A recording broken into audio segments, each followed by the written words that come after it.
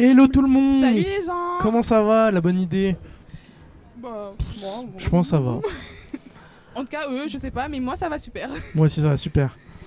Alors, nous sommes en direct de Paris pour une journée très spéciale à l'Adidas Arena. Ouais.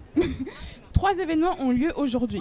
Stade vers l'emploi, Enjeu emploi et les Jeux recrutent. Aujourd'hui on est à moins de 100 jours des JO, des Paralympiques.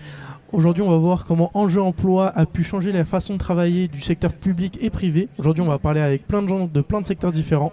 Ça va être incroyable, t'en penses quoi Yasmine? Bah, ça va être super, ça va être une journée grave incroyable avec plein de personnalités. Franchement, personnellement, j'ai hâte.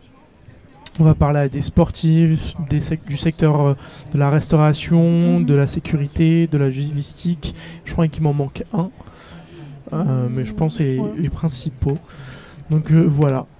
J'espère qu'il y a du monde sur le chat, qu'on va passer un très bon live et que j'espère que vous allez me poser plein de questions pour avoir un emploi peut-être bientôt. En tout cas, nous, on est toutes oui. Lâchez-vous, dites tout ce que vous voulez. On est De toute façon, on vous suit sur la tablette, on a le chat, à tout moment on prend vos questions. Voilà. Ouais. Mais par contre, soyez un peu indulgents aussi. Hein. Personnellement, c'est ma première fois. C'est ça que j'allais dire. En fait, moi j'ai dit ton prénom alors que tu t'es même pas présenté. Tu te présentais au live. Ouais, vite fait. Bah, je m'appelle Yasmine et je suis une jeune inscrite à la mission locale depuis septembre dernier. Et je suis aussi à la recherche d'un emploi. Ok. Du coup, peut-être moi je peux me représenter. Hein. Ouais, peut-être. Bah, du coup, moi c'est Ibrahim. Je suis un ancien jeune de la mission locale. Maintenant, j'ai trouvé mon alternance, etc. Donc voilà, maintenant je suis commercial dans une boîte. Ah, bah c'est super. Voilà, c'est sympa. J'adore en tout cas. Bah c'est top. C'est top.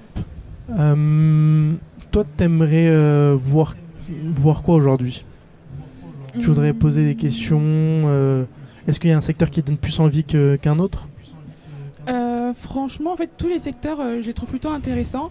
Chacun a leur particularité. Et du coup, en apprendre davantage, on va dire, le fin fond de l'iceberg, je trouve que ça sera plutôt intéressant.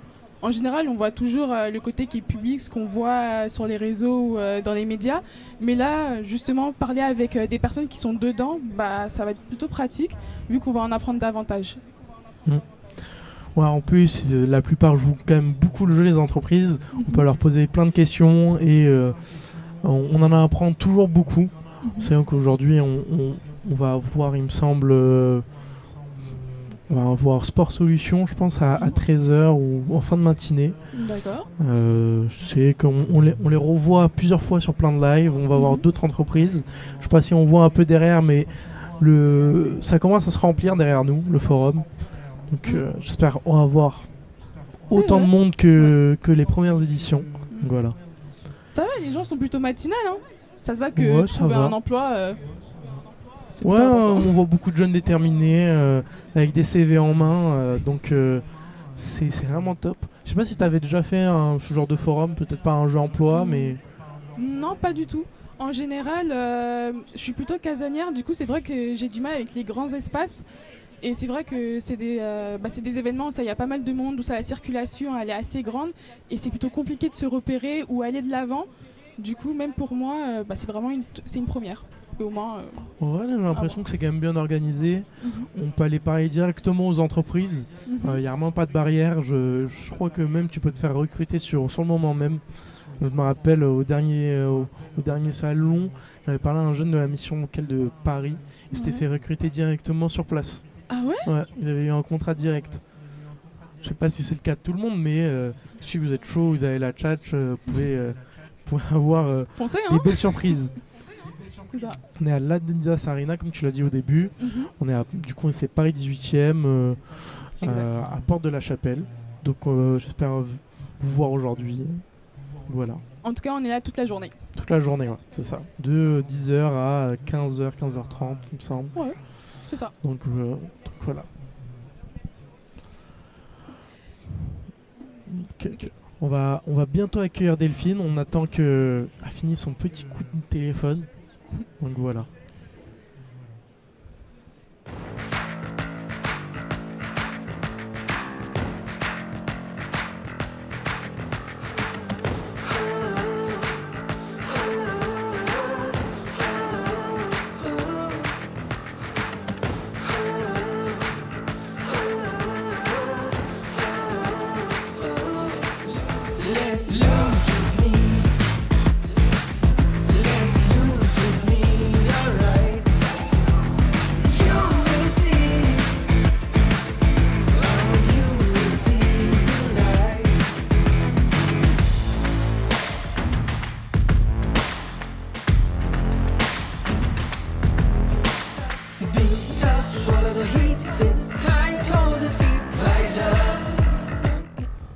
Hello, alors, comment on se retrouve, Delphine? Bonjour Ibrahim, bonjour Bonjour. Yasmine, ça Salut, faisait Delphine. longtemps. Ça fait un peu longtemps, ouais. Ça fait plaisir de vous voir. De même. Ouais, si. Ça fait presque un mois, je pense. Un peu Le plus. dernier Je recrute, effectivement, c'était il y a un Non, mois. un Et mois. puis j'ai vu Yasmine il n'y a pas longtemps. Ouais, pour du Sur basket. d'autres, voilà. Du basket. Pour d'autres Pour du sport occasions. encore. Voilà. On va te poser des questions habituelles. Hein. Je pense que maintenant t'es un peu, On va dire que je suis un petit peu habitué. t'es un peu habitué au plateau de la bonne idée. Peut-être en quelques mots, tu peux dire qui tu es. Tout à fait. Donc Delphine, je travaille à la mission locale de Paris depuis bientôt 3 ans. Mais ça fait presque, ça fait pas presque, ça fait 27 ans que je travaille en mission locale. Et là, depuis mars dernier, nous avons travaillé en fait sur comment on pourrait appeler ça, une espèce de projet qui s'appelle Enseigne pour les Jeux, qui permet aux jeunes suivis de la mission locale de Paris de voir effectivement tout ce qui est en termes d'emploi, de formation, d'engagement et de sport par rapport aux Jeux. Et nous avons créé il n'y a pas si longtemps que ça un petit marathon des sports où effectivement 4 jeunes présents ce jour y participent. Donc Yasmine, Neide que vous ne voyez pas qui est derrière la caméra, Stam qui est à la régie et que l'on ne voit pas, et Dekail que je devine derrière moi. Hasard, elle fait pas partie du marathon des sports. on m'interpelle. Voilà. Bon, déjà, t'en as dit beaucoup. Tu D'où veux que tu je viens te dise, plutôt? Ouais. je te dise Un peu la ton journée ou le Non, parcours. peut-être un peu ton parcours, parce qu'il me semble que tu as un beau parcours pour en arriver jusque-là. D'accord. Donc, mon parcours est assez long, puisque j'ai plus votre âge. Donc, j'ai commencé il y a très très très longtemps par des études de sociologie qui m'ont amené à travailler en fait dans un organisme qui s'appelle le CREDOC, qui existe encore mais qui fait de moins en moins d'enquêtes. Et il y a plus de 30 ans, en fait, j'avais fait une enquête sur les travailleurs sociaux et sur tout ce qui est les éducateurs dans des CHRS, etc. Et j'étais amenée en fait à enquêter sur les missions locales. Et je me suis dit, waouh, qu'est-ce que c'est chouette! Et C'est vrai que c'est chouette. j'ai fait une candidature spontanée et j'ai été prise une semaine plus tard à la mission locale de Champigny. Par la suite, j'ai travaillé plus de 22 ans à la Miège, qui est à Montreuil. Et là, ça fait bientôt 3 ans qu'effectivement je travaille à Paris. J'ai commencé en tant que conseillère, puis en tant que chargée de mission sur le contrat d'engagement jeune. Et effectivement, je suis aujourd'hui chargée de projet sur l'héritage des Jeux. Voilà. Tu peux nous dire un peu plus sur... Sur mon poste, Ouais. en fait, mon poste, on s'est dit, en fait, au début de ce projet, avec mon directeur général et mon directeur général adjoint, et Stéphanie Morel, que je salue, qu'il serait bien, en fait, que tous les jeunes qui passaient cette année à la mission locale de Paris, quel que soit l'endroit où ils passent, aient entendu parler, en fait, des Jeux. Que ce soit d'un côté festif, que ce soit d'un côté emploi, que ce soit d'un côté formation, que ce soit d'un côté pratique sportive, etc., etc. Ok. Et donc effectivement, un jeune qui arrive sur un de nos 6 sites, que ce soit à l'accueil, par nos agents d'accueil et d'animation, que ce soit sur des ateliers de recherche-emploi, que ce soit sur des ateliers du SEJ, que ce soit en entretien avec leurs conseillers, qu'ils aient entendu parler en fait des Jeux. Puisque c'est bientôt. On est à J-94, me semble-t-il, aujourd'hui, ou 93. Ah oui, On est déjà. vraiment juste- Oui, C'est demain. c'est demain, effectivement. Et on espère qu'il fera un peu plus chaud. Ouais. Là, il fait un peu... Alors aujourd'hui, il y a du soleil, mais on espère fait un peu effectivement froid. que voilà, l'été soit là. Et c'est quoi ta discipline préférée des JO? Je vais rien t'apprendre. À ton avis, tu t'en souviens plus, je vais te le dire. L'aviron, Ibrahim, et voilà.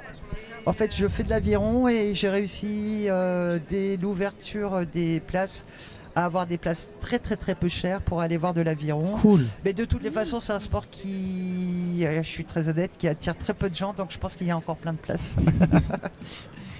Voilà. Et c'est quoi tes autres disciplines hors? Parce que je sais que tu la pratiques du coup, l'aviron. Eh Une ben, discipline que tu en aurais- fait, j'ai découvert dans notre petit marathon des sports et avec les jeunes que j'ai pu accompagner. Alors, je dis pas que c'est un sport que je pratiquerai et que j'affectionne, mais j'ai pu voir les jeunes qui sont présents là faire de l'haltérophilie et je me suis dit waouh, ça change et c'est original. Le basket 3-3, c'est très rigolo aussi. C'est un côté très très très ludique. Qu'est-ce qu'on a pu découvrir? Le tir à l'arc que j'ai trouvé. Et d'ailleurs cet après-midi, les jeunes qui se sont inscrits pourront y aller. On a fait du hockey sur gazon. Je trouve ça vraiment génial. Après, en fait, je trouve que tous les sports ont quelque chose de. T'es une de sportive ça. dans l'âme, un peu. Depuis longtemps ou Depuis toujours. depuis toujours? En fait, j'ai grandi à Marseille, donc c'est simple. Quand tu grandis à Paris Marseille, maintenant. d'aimer la natation, par exemple, et quand tu as l'immense chance d'avoir une piscine dans ton lycée, c'est vrai que c'est plutôt sympathique. Dans ton lycée carrément? Dans mon lycée, il y avait une piscine, et puis j'étais à 5 minutes de la Pointe-Rouge. La Pointe-Rouge est un très bel endroit à Marseille, et entre midi et deux, en fait, on allait se baigner. Ok. Alors que les jeunes parisiens, bah, vous n'avez pas ça comme chance. Bah, bientôt la scène, bientôt. Et notre président a dit qu'il s'y baignerait. Je veux Non, voir ça. C'est une obligation. Voilà. Et ça va la transition Marseille-Paris? Alors, On ne chambre pas trop? je suis un peu plus parisienne que marseillaise parce que ça fait plus de 35 ans que je suis à Paris maintenant. Voilà, non, ça. Non. La transition, non. Non. Voilà. Après, j'aime beaucoup Marseille, mais effectivement, chaque ville a ses richesses. Voilà.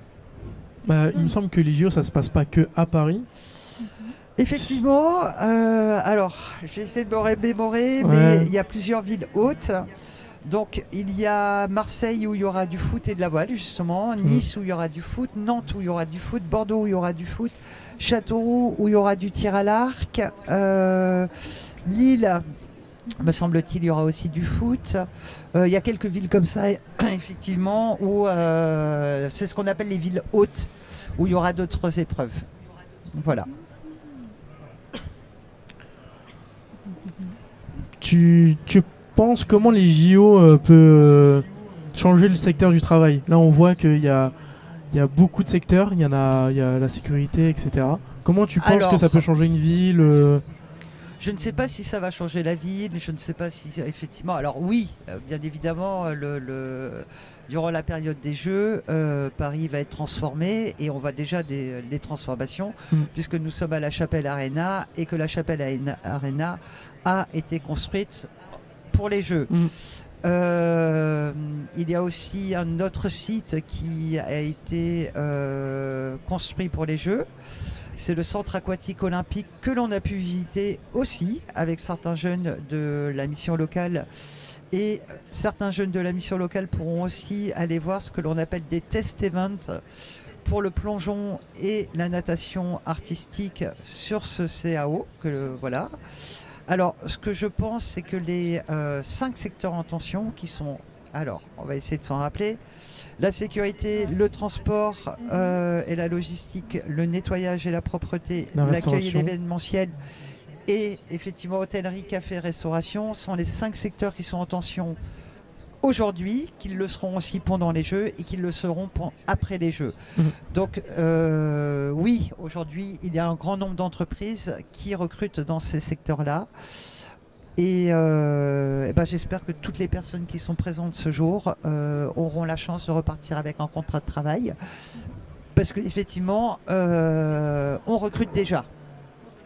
Et on recrutera pendant les Jeux. Et ces secteurs-là recrutent en permanence, en fait. Ce sont vraiment ce que l'on appelle les 5 secteurs en tension. Oui, c'était déjà en... Comment ça s'appelle c'était déjà en manque avant les JO. En fait, Exactement. ça va juste ramener une nouvelle... Une nouvelle, comment on pourrait appeler ça? Une nouvelle... vague. Voilà, on s'est compris. On a beaucoup de mal à recruter, effectivement, dans les métiers de la sécurité, parce qu'il y a plein d'a priori. Mais je pense qu'effectivement, c'est un secteur qui recrute et qui a de très très bons côtés aussi. Mais comme tous les métiers qui existent, en fait. Voilà, il n'y a pas un métier moins bien qu'un autre. Voilà, je suis... voilà. Ouais, sur les préjugés, par exemple, sur la sécurité. Alors, je me rappelle sur le dernier plateau, on avait eu quelqu'un, je ne me rappelle plus de son nom, mais qui nous avait dit qu'il y en a beaucoup de femmes qui recrutaient et que ça a commencé à changer un peu les mentalités sur le fait qu'un agent de sécurité, c'est pas forcément un homme hyper baraque. Alors, oui, d'autant plus que pour tout ce qui est fouille, un homme n'a pas le droit de fouiller une femme et une femme n'a pas le droit de fouiller un homme. Donc, lors de tous les événements sportifs qui vont avoir lieu, que ce soit au Stade de France, que ce soit sur tous les lieux et sur les villes hautes et dans les stades, effectivement, les femmes ne peuvent fouiller que des femmes et les hommes ne peuvent fouiller que des hommes. Donc, on a besoin de femmes. C'est un secteur où, effectivement, on peut... travailler sur des horaires qui peuvent être compliqués, mais il y a toujours une forme de rémunération ou une forme de récupération qui sont quand même très avantageuses. Voilà. Une évolution possible aussi très rapide, hein. Il me semble que même si on commence très jeune, on peut très vite atteindre des hauts postes. Oui, on peut devenir très vite manager de petite équipe et ce genre de choses en fait. Ouais, ça, c'est très intéressant. Est-ce que tu voudrais te parler quelque chose d'autre avant qu'on laisse la place? Bah, si vous voulez, on peut faire un petit jeu. On peut faire un petit jeu, parfait. Et après, je vais laisser la place à Desquels. Je te laisse le piocher. Je triche? Non, triche pas. J'avoue, on voit un peu. Allez, question sucré-salé. Jingle sucré-salé.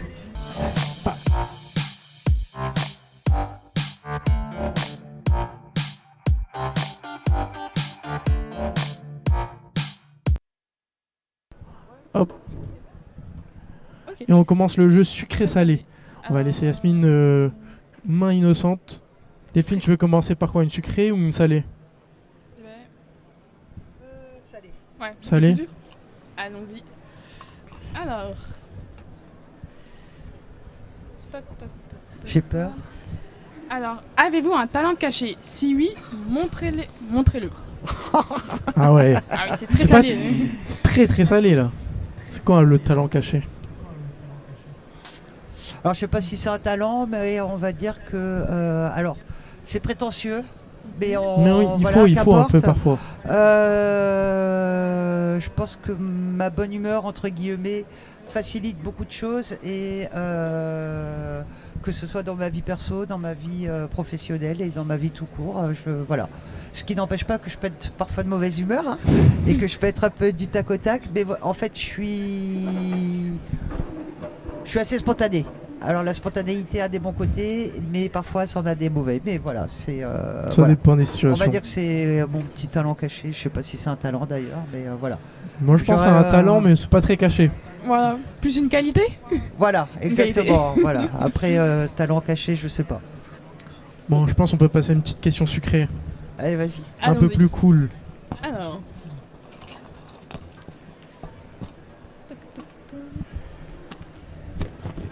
roulement de tambour. C'est un peu compliqué. Alors, ouais, merci. Quelles sont les compétences que vous aimeriez développer davantage dans votre carrière? Très cool cette question. Et ça, c'est sucré. Bah ouais. Vous avez interverti. Hein. Moi, je trouve elle est cool. Alors, en 2 mots, c'était quels sont ce que je peux développer. Ouais, qu'est-ce que tu voudrais développer dans ta carrière? Je viens de faire mon entretien de fin d'année, en milieu d'année. J'irai continuer comme ça en fait. Hein, en fait, il y a quelque chose qui me plaît beaucoup à ce jour. Effectivement, pendant, on va dire, près de 23 ans, voire 24 ans, voire 25 ans, j'en sais rien. J'ai fait vraiment de l'accompagnement du matin au soir à recevoir des jeunes et j'ai beaucoup appris et c'est vraiment quelque chose que je trouve génial. Vraiment, et je suis très fière de ce métier, de mes collègues qui font ce métier. Et ce que j'apprécie beaucoup encore aujourd'hui dans mon nouveau poste, c'est que je continue à voir des jeunes et d'une certaine façon à les accompagner très différemment que ces entretiens en dualité. Mais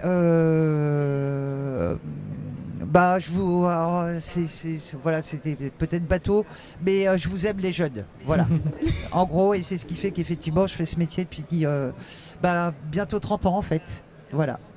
Ouais, ça fait un bout de temps. C'est beau. Et Très beau. je vais laisser ma place à un jeune qui va venir lui aussi parler sur le plateau. On peut se lancer un petit jingle.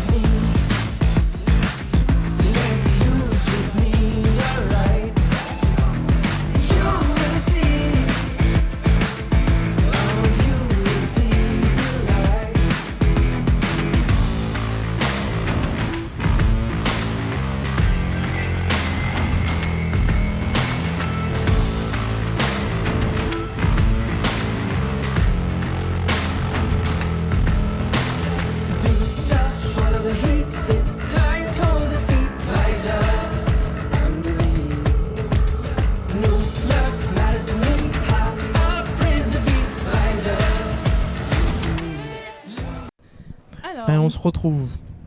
Vas-y, je te laisse poser les questions. Ok, bon alors Decad, nous on se connaît déjà, mais les gens ici ne te connaissent pas. Du coup, est-ce que tu pourrais te présenter ? Ouais, moi c'est Dakel, j'ai 22 ans, je suis coach sportif et voilà. T'es un jeune de la mission locale ? C'est ça, je suis un jeune de la mission locale, ouais. Ok. Et ça fait depuis combien de temps t'es suivi à la mission locale ? Ça fait depuis 1 an, voire un petit peu plus. J'ai commencé à la mission locale quand j'étais en 3e, début seconde. Au début j'étais allé pour un BAFA, je suis pas allé au bout, mais ensuite j'ai enchaîné avec mes diplômes sportifs. Ok. Et actuellement, qu'est-ce que tu fais dans ce salon ? Qu'est-ce que tu recherches ici ? Voir les opportunités qu'il y a par rapport au sport. Même si j'ai déjà un diplôme, il y a toujours d'autres diplômes avec d'autres spécificités dans le sport. Il y a par exemple la nutrition. Il y a aussi par rapport aux les phases de récupération, donc tout ce qui est la chiropractie, tout ce qui est kinésithérapeute et apporter voir ce qu'il y a en fait, tout simplement. Développer un petit peu plus. Un peu ton réseau, ce genre de choses ? Exactement. T'as un peu la tchatch ? Tu te sens chaud pour parler ? Ouais, y a pas de souci, hein, je suis toujours opérationnel moi. Et du coup, là actuellement, on est dans le cadre des JO. Qu'est-ce qui Ouais. t'intéresse dans les JO ? Moi, ce que j'aime dans les JO, c'est déjà voir les athlètes et aussi la préparation qu'il y a, parce qu'on oublie que derrière les athlètes, il y a une grosse équipe. Il y a le nutritionniste, il y a le préparateur physique, il y a les coachs, il y a aussi les familles, il y a aussi les amis. Et moi, j'aime bien voir toute cette ambiance, toute cette préparation qu'il y a autour et voir le résultat de tout ce travail qui est fait en amont par les athlètes. C'est des années de travail et voir une consécration, c'est magnifique pour un athlète. Ça t'inspire un peu? Ça, disons que ça m'inspire un peu et c'est beau à voir tout simplement. Tu suis depuis longtemps les JO? Ou Je le suis- sport en général? Ouais, je suis moi j'ai toujours été sportif depuis ma naissance. À la base, moi je viens du cirque. Donc toute ma vie a été rythmée par le sport. Donc en tant que sportif, pour moi c'est logique de suivre un peu les JO, même les autres sports, que ce soit la NBA, que ce soit la NFL, que ce soit Tu le suis tout quoi. foot, tout, vraiment tout. Un grand fan. Ouais. Et ta discipline préférée? Sport de combat. Pratiquant ensuite le football américain, pratiquant aussi. Mhm. Et ce sont vraiment Et deux t'as un seuls sport sports. de combat préféré ou tous? Moi j'ai une petite affection avec la lutte, Ok. la boxe anglaise et le sambo. Donc pour ceux qui connaissent pas le sambo, en gros c'est on va dire c'est l'ancêtre du MMA. Ça a été fabriqué en URSS. C'était à la base pour l'armée russe, mais ensuite ça a été décliné en sport. Donc il y a 3 variantes, il y a le sport combat, le sambo combat. Ensuite il y a le sambo sportif où c'est vraiment plus axé, les combats sont plus en lutte. Et ensuite le sambo self-défense. Donc c'est assez polyvalent, c'est très ressemblant au MMA. Donc moi j'aime bien. Ok.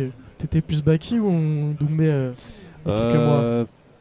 Sois honnête. Hein. Moi personnellement j'étais plus Baki. Après personnellement moi je voulais plus voir sur le combat réel. Après honnêtement je pense que tous les fans on est tous restés sur notre fin. Clairement. Donc à voir s'il y a une revanche. Et pour la revanche on verra. Hein. Tu suivras. Est-ce que t'as une autre question? Ou on passe au jeu? On passe au jeu?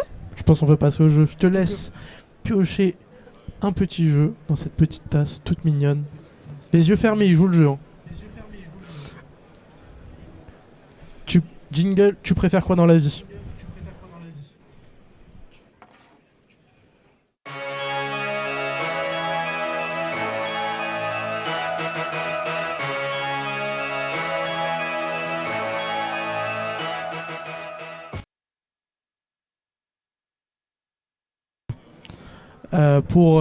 Qu'est-ce que tu préfères dans la vie? Est-ce que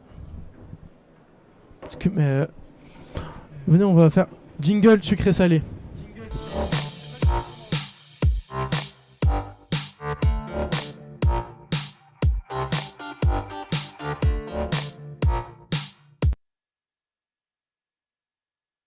Sur sucré-salé, bon, je te jure, c'est pas un traquenard, c'était pas préparé. Ah, vas-y, Tu préfères commencer par une sucrée ou une salée? salé? Salée. Aucune hésitation. Ah, vraiment aucune. Peut-être pas celui-là parce qu'on vient de le prendre.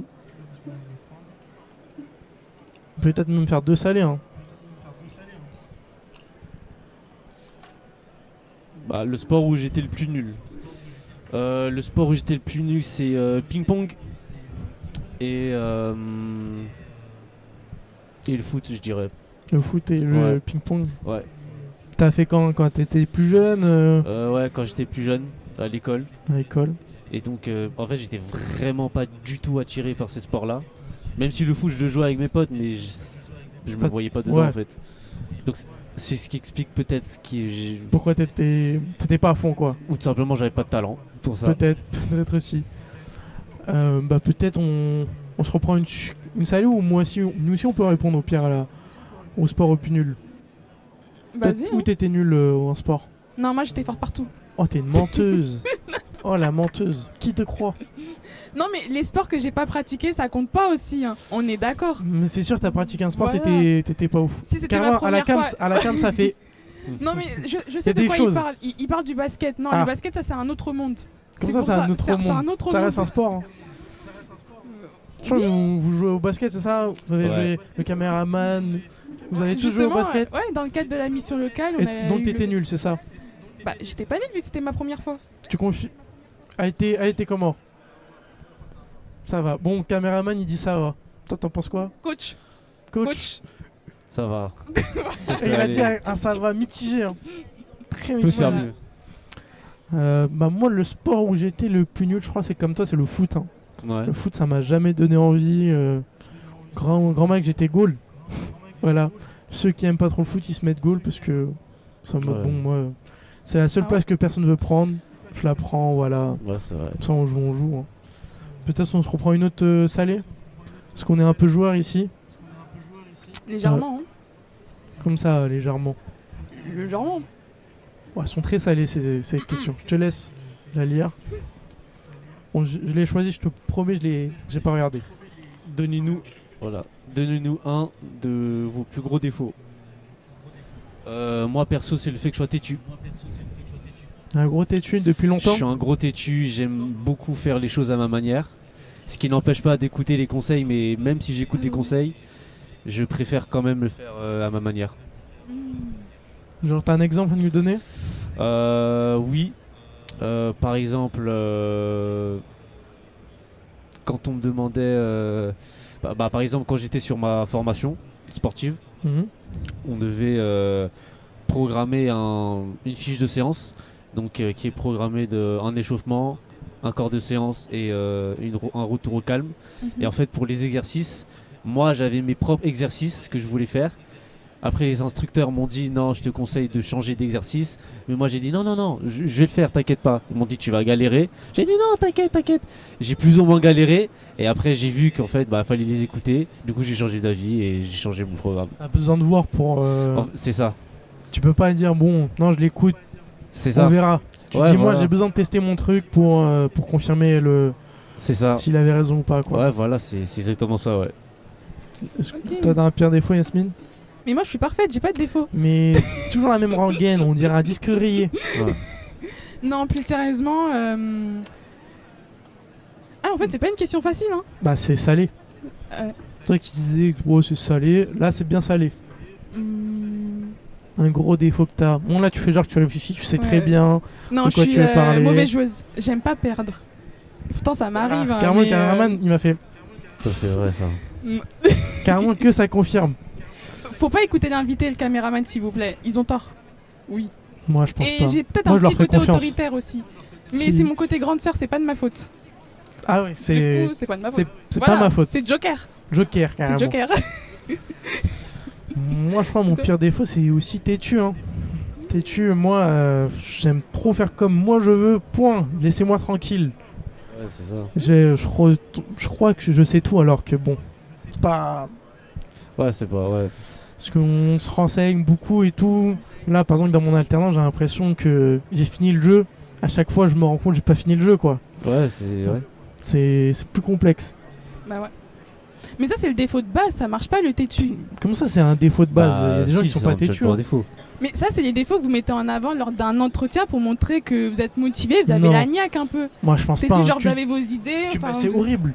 Mais Non. un entretien, c'est horrible de te dire que t'es têtu. Quoi, C'est-à-dire ça que peut t'écoutes passer. jamais ton boss. Non, mais Bah, tu le si. tournes pas comme ça. Bah si. il Bah va le non, voir Bah comme le si. ça. tournez Là, pas comme comment ça. on l'a tourné, c'est genre on n'écoute jamais les personnes au-dessus de nous. C'est horrible à dire en entretien. Ouais, j'avoue, c'est vrai. Bah ouais, bah si. Ouais, mais lui dites pas comme Toi, ça. tu dis quoi à tes entretiens pour dire tes pires défauts, mais qui sont pas des pires défauts? Bah justement, j'ai de la chance, j'ai jamais eu cette question. Du coup, Ouais, mais non, merci. je crois qu'elles sont plus trop Merci. faites. Voilà, bah, tant mieux, Il me semble. Hein. tant mieux. Mais Parce que bon, question un peu bateau. très bateau.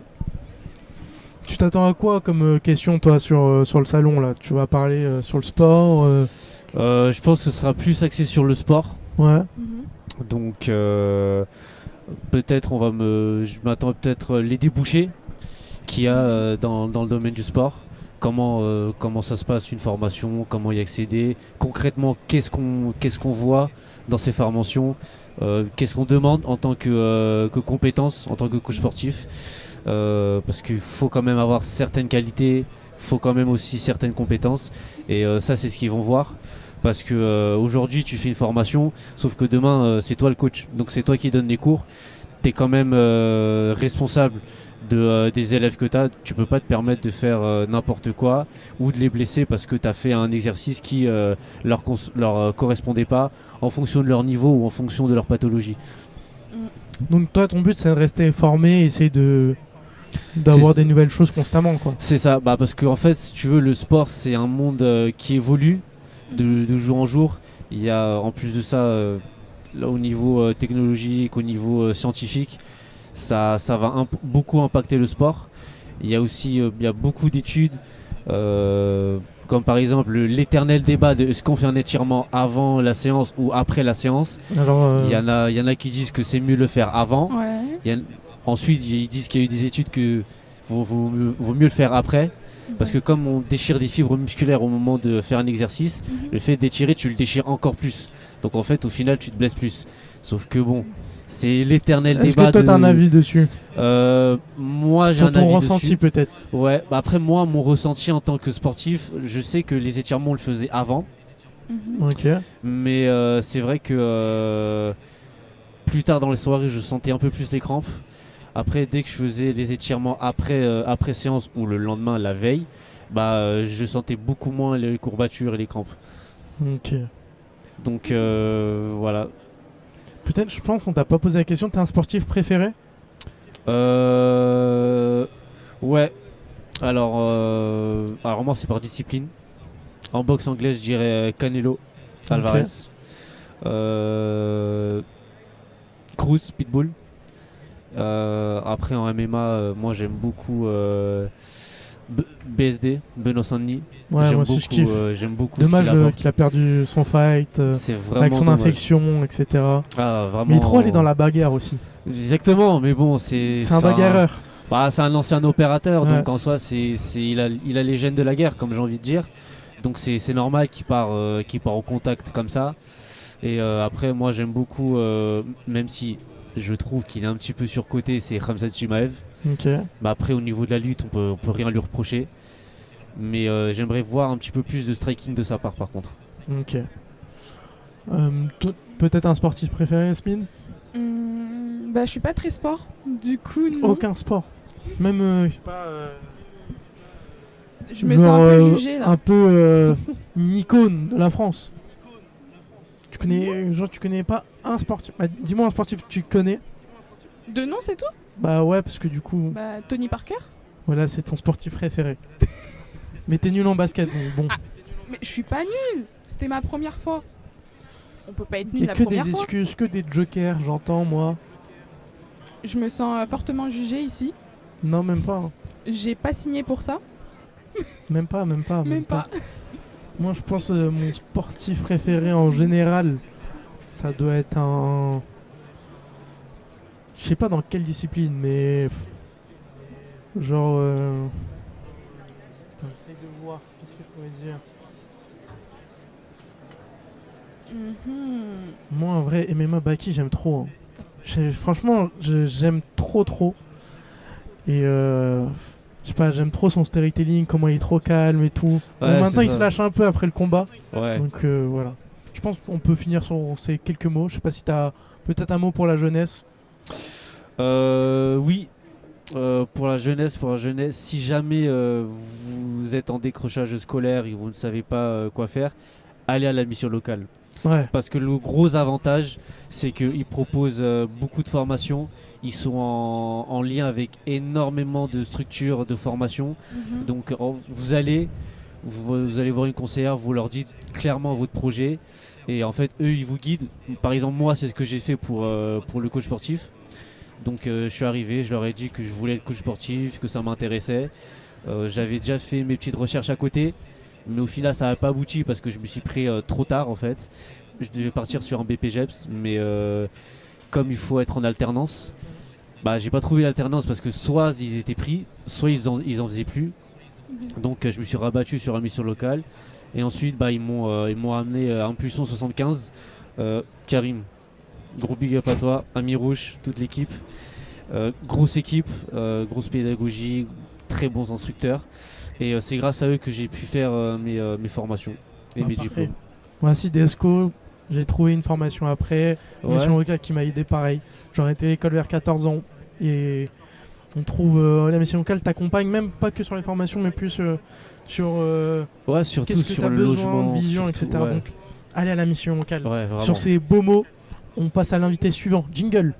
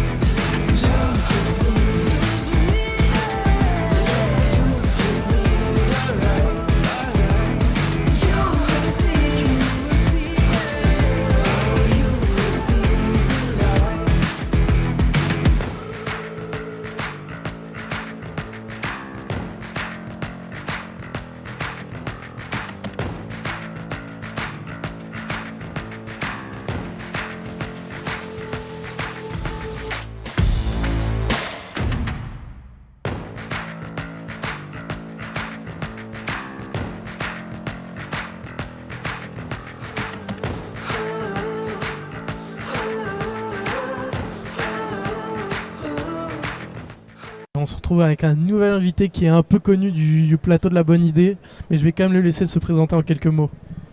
Oui, bonjour, donc je suis Nils Guterman, responsable développement à l'ARFA, CFA des métiers du sport, l'animation, travail social, tourisme et numérique.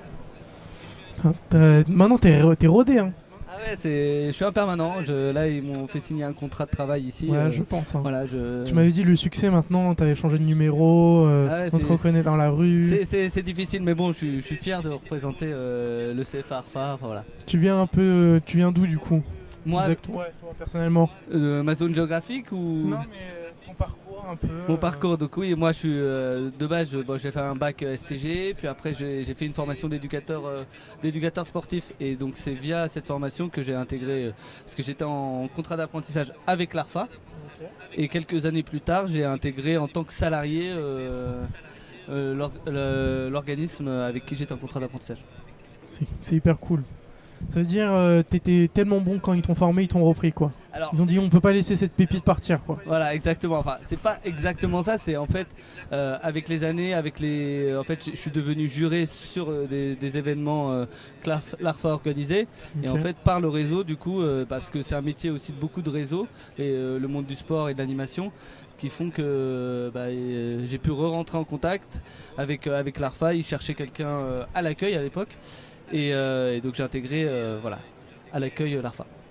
Et là maintenant tu fais quoi à l'ARFA? Du coup maintenant je suis responsable développement, donc je vais chercher des partenariats, je représente nos organismes de formation, nos partenaires. Et je vais faire la promotion de nos formations, renforcer notre réseau, aller rencontrer aussi nos apprenants pour leur parler de nos offres de formation, de ce qu'on peut proposer comme service pour les accompagner pendant leur formation, et aussi l'après, c'est-à-dire vers quel métier ils peuvent aller et comment nous on peut les accompagner après leur formation. Personnellement, je suis un peu nouvelle, du coup je connais pas l'ARFA. Justement, c'est quoi les formations qui sont mises en avant? Alors là aujourd'hui, notamment dans le cadre des jeux recrutes, on va mettre l'accent sur nos formations dans les métiers du sport. Donc nous on propose des formations pour devenir éducateur sportif, éducatrice sportive également, donc pour encadrer, notamment pour devenir maître nageur, moniteur d'équitation, coach sportif en salle, faire des cours collectifs, des cours de musculation, ou être éducateur sportif polyvalent, donc encadrer tous les publics et toutes les activités physiques et sportives. D'accord. Et il faut forcément avoir le bac pour faire une formation? Alors, ou pas besoin? Pas nécessaire, il n'y a pas de prérequis nécessaire. Il faut avoir une vocation, notamment pour les métiers dans le métier du sport, faut être sportif, un minimum quand même, pour pouvoir montrer les gestes. Il y a des prérequis, il y a des petits tests physiques aussi pour pouvoir entrer en formation, mais sinon il n'y a pas de prérequis particulier. D'accord. Et ce genre, du coup là ça fait la 3e fois que tu viens à un salon où les jeux recrutent. Est-ce que ça marche bien? Est-ce qu'il y a beaucoup de gens qui viennent après, ou tu sens que tu te connectes peut-être plus aux jeunes, tu comprends un peu plus les besoins? C'est vrai que c'est intéressant parce que nous, sur les jeux recrutes, les gens ils viennent chercher parfois des emplois autour des jeux. Nous, on est plutôt sur l'héritage. Donc, en fait, l'après, qu'est-ce qui va se passer autour des jeux? Parce que nous, on propose des formations dans les métiers du sport. Donc, en fait, ça va être encadrer le public. Donc, sans doute que avec les JO, il va y avoir des jeunes qui vont avoir des enfants ou des adultes qui vont avoir faire envie du de sport. pratiquer, voilà. Et donc, nous, il va falloir qu'on puisse proposer des encadrants dans ces métiers-là. Voilà. Okay. Et puis en fait on est un petit peu essentiel dans ces métiers là. Ce que j'ai envie de dire, c'est que même les champions que nous on va pouvoir voir à l'écran, un jour ils sont passés par des clubs, par une pratique auprès d'éducateurs sportifs. Ils ne sont pas tout de suite à aller au haut niveau, et donc c'est grâce aux encadrants qu'on crée des vocations, on crée des parcours, et notamment vers le haut niveau, mais pas que. T'as une question, Yasmine? Non, pas pour l'instant. Du coup, là, votre objectif, c'est de prendre le plus de jeunes en formation, ou c'est juste peut-être le contact avec les jeunes, pouvoir proposer des formations, des contrats Nous, on propose nos offres de formation. Okay. Alors, l'avantage qu'on a à l'ARFA, c'est qu'on a des formations toute l'année. Donc là, actuellement, il y a encore des rentrées en mai, en juin, en juillet, et jusqu'à la fin de l'année, jusqu'en décembre. Enfin voilà, on a des rentrées toute l'année avec nos organismes de formation. Donc nous, on propose ces formations aux gens qui vont venir, et puis on fait connaître. C'est-à-dire qu'il y a peut-être des gens qui ne sont pas venus pour ça, mais on va leur donner l'information, ils vont se renseigner, nous on va leur envoyer de la documentation, et peut-être que dans quelques mois, quelques années, ils vont se dire ah oui, j'avais rencontré l'ARFA, moi ça m'intéresse telle formation, et bah voilà, on sera connus. Je crois qu'on a une question du chat. Ouais. On va regarder ça tout de suite. Hop. On va regarder. Bon, les petits problèmes techniques. Est-ce que du coup il y a des paires d'inscription? Alors là, on est dans une période importante d'inscription parce qu'il y a quand même des rentrées, le plus de rentrées qu'on a auprès de nos organismes de formation, parce qu'on a 17 organismes de formation installés sur toute l'île de France. C'est plutôt en septembre-octobre. Donc là, on est en avril, donc les dossiers de candidature se déposent maintenant. Mais comme je le disais tout à l'heure, nous on a des rentrées toute l'année. Donc actuellement, il y a quelqu'un qui peut contacter nos organismes de formation et va pouvoir rentrer dans 2 semaines, 3 semaines, 1 mois en formation. Voilà. N'hésitez pas en tout cas à vous renseigner. Allez sur notre site internet, le site de l'ARFA, arfa-idf.asso.fr. Je crois que vous avez un Instagram, un TikTok. On a Instagram, TikTok, suivez-nous sur les réseaux sociaux. N'hésitez pas, LinkedIn, X. On est partout, on est présent. On est même sur Threads. Ah oui, voilà, vraiment donc, partout. Voilà, grâce à l'agence TACA qui fait notre communication, qui nous accompagne dans notre communication, voilà, on est présent un peu partout. Et j'aurais une petite question pour les formations. Est-ce qu'elles sont rémunérées ou pas? Alors, effectivement, nous c'est très intéressant comme question parce que nous on fait que des formations en alternance. Donc le principe de l'alternance, c'est je suis en centre de formation sur le cours théorique et je vais auprès d'un employeur pour la partie pratique. Et donc on fait que des formations en alternance, il y a différents dispositifs, l'apprentissage, donc signer un contrat avec un employeur et être étudiant en même temps. Et on a aussi accompagné par des financeurs, donc qui sont France Travail et la région Île-de-France, qui financent les formations et qui accompagnent aussi financièrement les demandeurs d'emploi pendant leur formation. Donc les formations sont prises en charge et en même temps je suis indemnisé pendant ma formation. D'accord. Et d'un point de vue statistique, justement, à la fin des formations, est-ce qu'il y a une garantie vers l'emploi? Alors, il n'y a pas de garantie vers l'emploi parce que voilà, nous, on ne peut pas faire le travail. Par contre, on est sur des secteurs où il y a un vrai besoin d'animateurs, d'éducateurs sportifs, d'encadrants dans les secteurs qu'on propose, qui sont le sport, animation, travail social, tourisme et numérique. Voilà, c'est des métiers porteurs qui ont besoin d'encadrants. Donc, n'hésitez pas à y aller, il y a de l'emploi. Okay. Est-ce que vous vous aidez pour la recherche d'alternance? Alors oui, on aide, on accompagne. Avec nos organismes de formation, on va orienter vers les structures. Nous, on a un vivier aussi d'employeurs parce que depuis 10 ans, on a notamment plus de 2500 entreprises qui nous ont fait confiance pour accompagner nos alternants. Donc voilà, on peut accompagner pour, nos alternants parce que c'est... Sans employeurs, sans structure d'alternance, c'est compliqué de faire la formation. Ok. Et c'est pour des jeunes de quel âge à quel âge, je dirais? Alors, dans le cadre du contrat d'apprentissage, c'est plutôt entre 18 et 29 ans. Okay. Et pour les demandeurs d'emploi, il n'y a pas d'âge. Il suffit d'être inscrit auprès de France Travail. Okay. France Travail, oui, c'est vrai. Ça a changé depuis. Attention. Bon, je pense qu'on peut passer pour un petit jeu. Je te laisse avec plaisir. Prendre un nouveau petit jeu où j'allais faire tomber la tablette. Main innocente. Alors. Qui est-ce? On passe au jingle qui est-ce? Au jeu qui est-ce plutôt. Jingle.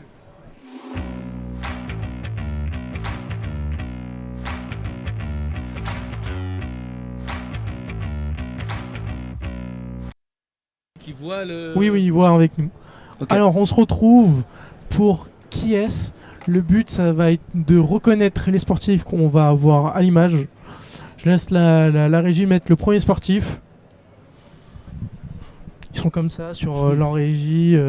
Est-ce que... Ah, le premier. Moi, il me dit rien du tout. J'ai l'impression que c'est un maillot de foot. Brésilien, je dirais, moi j'ai deviné. Brésilien, dribbleur, j'ai envie de dire Ronaldinho. Moi j'ai aucun... Yasmine, t'as un peu de... Le caméraman, après ça, il confirme. Carrément ça... Ah, ouais. Ronaldinho, ouais. T'es fort, hein. Tu l'as sorti direct. Ouais. Un ancien du Paris Saint-Germain, je suis quand même parisien. Est-ce qu'on peut avoir le deuxième, oui? Mais je l'ai eu juste avant. On est loin, mais il aime bien les Kinder à mon avis. Ouais, voilà, c'est ça que j'allais dire. Il est pas dans la pub des Peach. Même il semble dans la pub des Peach, mais je ne me rappelle plus son prénom. On est sur C'est un grand tennisman. Joe Wilfried Tsonga, à mon avis. Exactement. Mais t'es chaud en sport en fait. Ah bah c'est mon métier. Mais oui. On peut avoir la réponse? Ouais. Mais en fait, au pire, je sors le blaze direct. Hein. Je vois que tu fais le modeste. Tu fais le modeste. Tu fais le modeste comme ça. Mais non. Mais là, je pense qu'on se fait ratatiner. Hein. Mais moi, c'était couru d'avance aussi. Ouais, toujours des excuses. Allez, le troisième.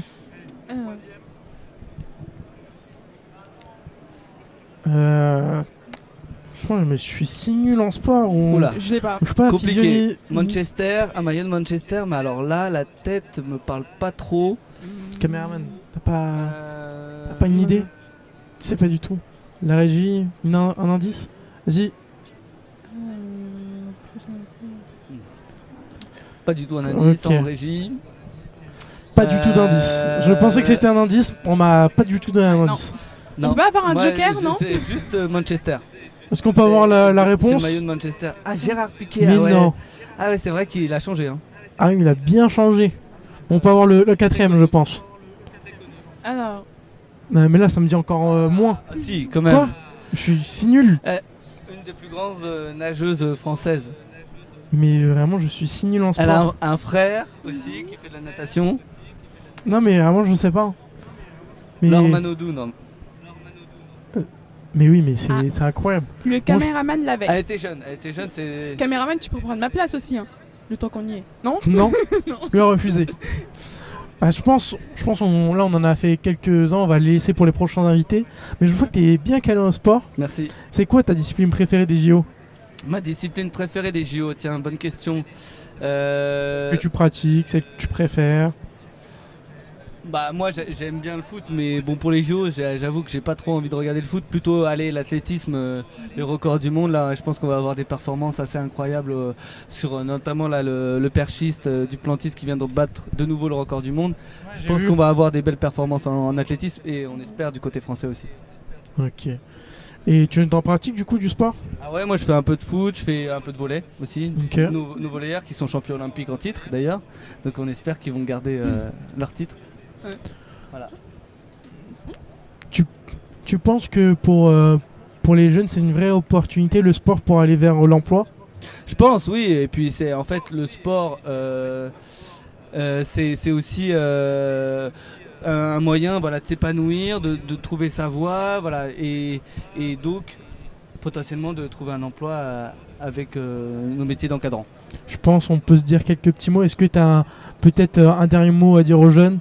Bah voilà, venez dans nos formations, venez encadrer, venez vous former pour pouvoir encadrer la nouvelle génération de sportives et de sportifs. Parfait. Bah, on passe au jingle invité prochain.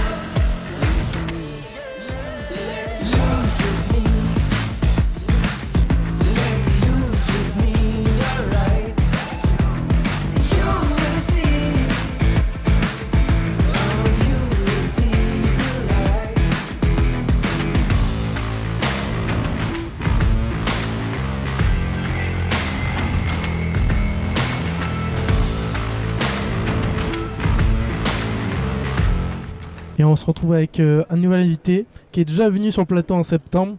Oui. Je pense que je peux te laisser te représenter en quelques mots. Alors tout simplement, Monsieur Sadi, chargé de recrutement chez pour la société CESG spécialisée dans le domaine de la sécurité. Bah, on est toujours là, on a du besoin, donc C'est avec plaisir d'être Ok. là. Voilà. Tu fais quoi exactement dans la vie? C'est quoi Alors, ton poste Alors, mon poste, tout simplement, je suis sur plusieurs sujets, hein. Je ne fais pas que du recrutement. Moi, dans la vie, tout simplement, je suis amené, comme vous me voyez aujourd'hui, à bouger beaucoup pour aller trouver les bons candidats qui peuvent correspondre à nos besoins et travailler sur plusieurs sujets divers. Donc, faire évoluer aussi certaines personnes qui souhaiteraient se renseigner dans le domaine et travailler plusieurs projets qui nous permettent en fait d'avoir un maximum d'agents et de les faire évoluer parce que nous on fait pas de la sécurité pour faire de la sécurité, on est dans un domaine précis, le luxe. Donc voilà, on recherche quand même des profils spécifiques. Donc on accompagne quand même avant de faire entrer nos candidats. Et toi, c'est quoi ton parcours pour en arriver là? Alors mon parcours, parcours assez scolaire, classique. J'ai fait un bac ES et par la suite je ne savais pas trop ce que je voulais faire, donc j'ai décidé tout simplement d'enchaîner avec une licence AES, ce qui était la continuité de ce que j'avais vu au lycée. Et par la suite, je ne savais pas encore ce que je voulais faire. Malgré la licence, j'ai décidé de me spécialiser. J'avais quand même un entourage qui était plutôt basé RH. Donc je me suis dit pourquoi pas. Et pendant mon master, j'ai eu l'occasion de me spécialiser là-dessus. J'ai effectué des stages en premier temps dans la paye, ce qui m'a pas plu. J'ai décidé tout simplement de me lancer parce que j'aimais bien être en contact avec les gens, donc de me lancer un peu dans le recrutement. Et au final, j'ai eu la chance en fait, juste après ce master-là, d'enchaîner sur des postes quasi formants. Et j'ai fait la paye. Déjà, je pense qu'il faut être assez minutieux. Donc ça m'a permis d'avoir une régularité. J'ai fait le recrutement. Donc j'ai développé un côté relationnel et un côté aussi profiler, de pouvoir quand même détecter des talents.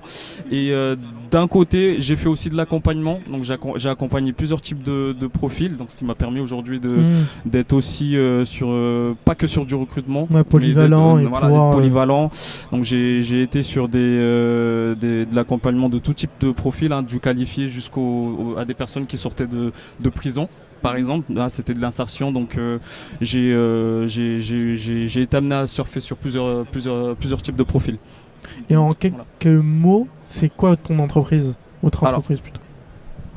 Dans quel sens? C'est une boîte dans la sécurité, mais comme tu m'as dit, vous travaillez beaucoup dans le luxe. Ok.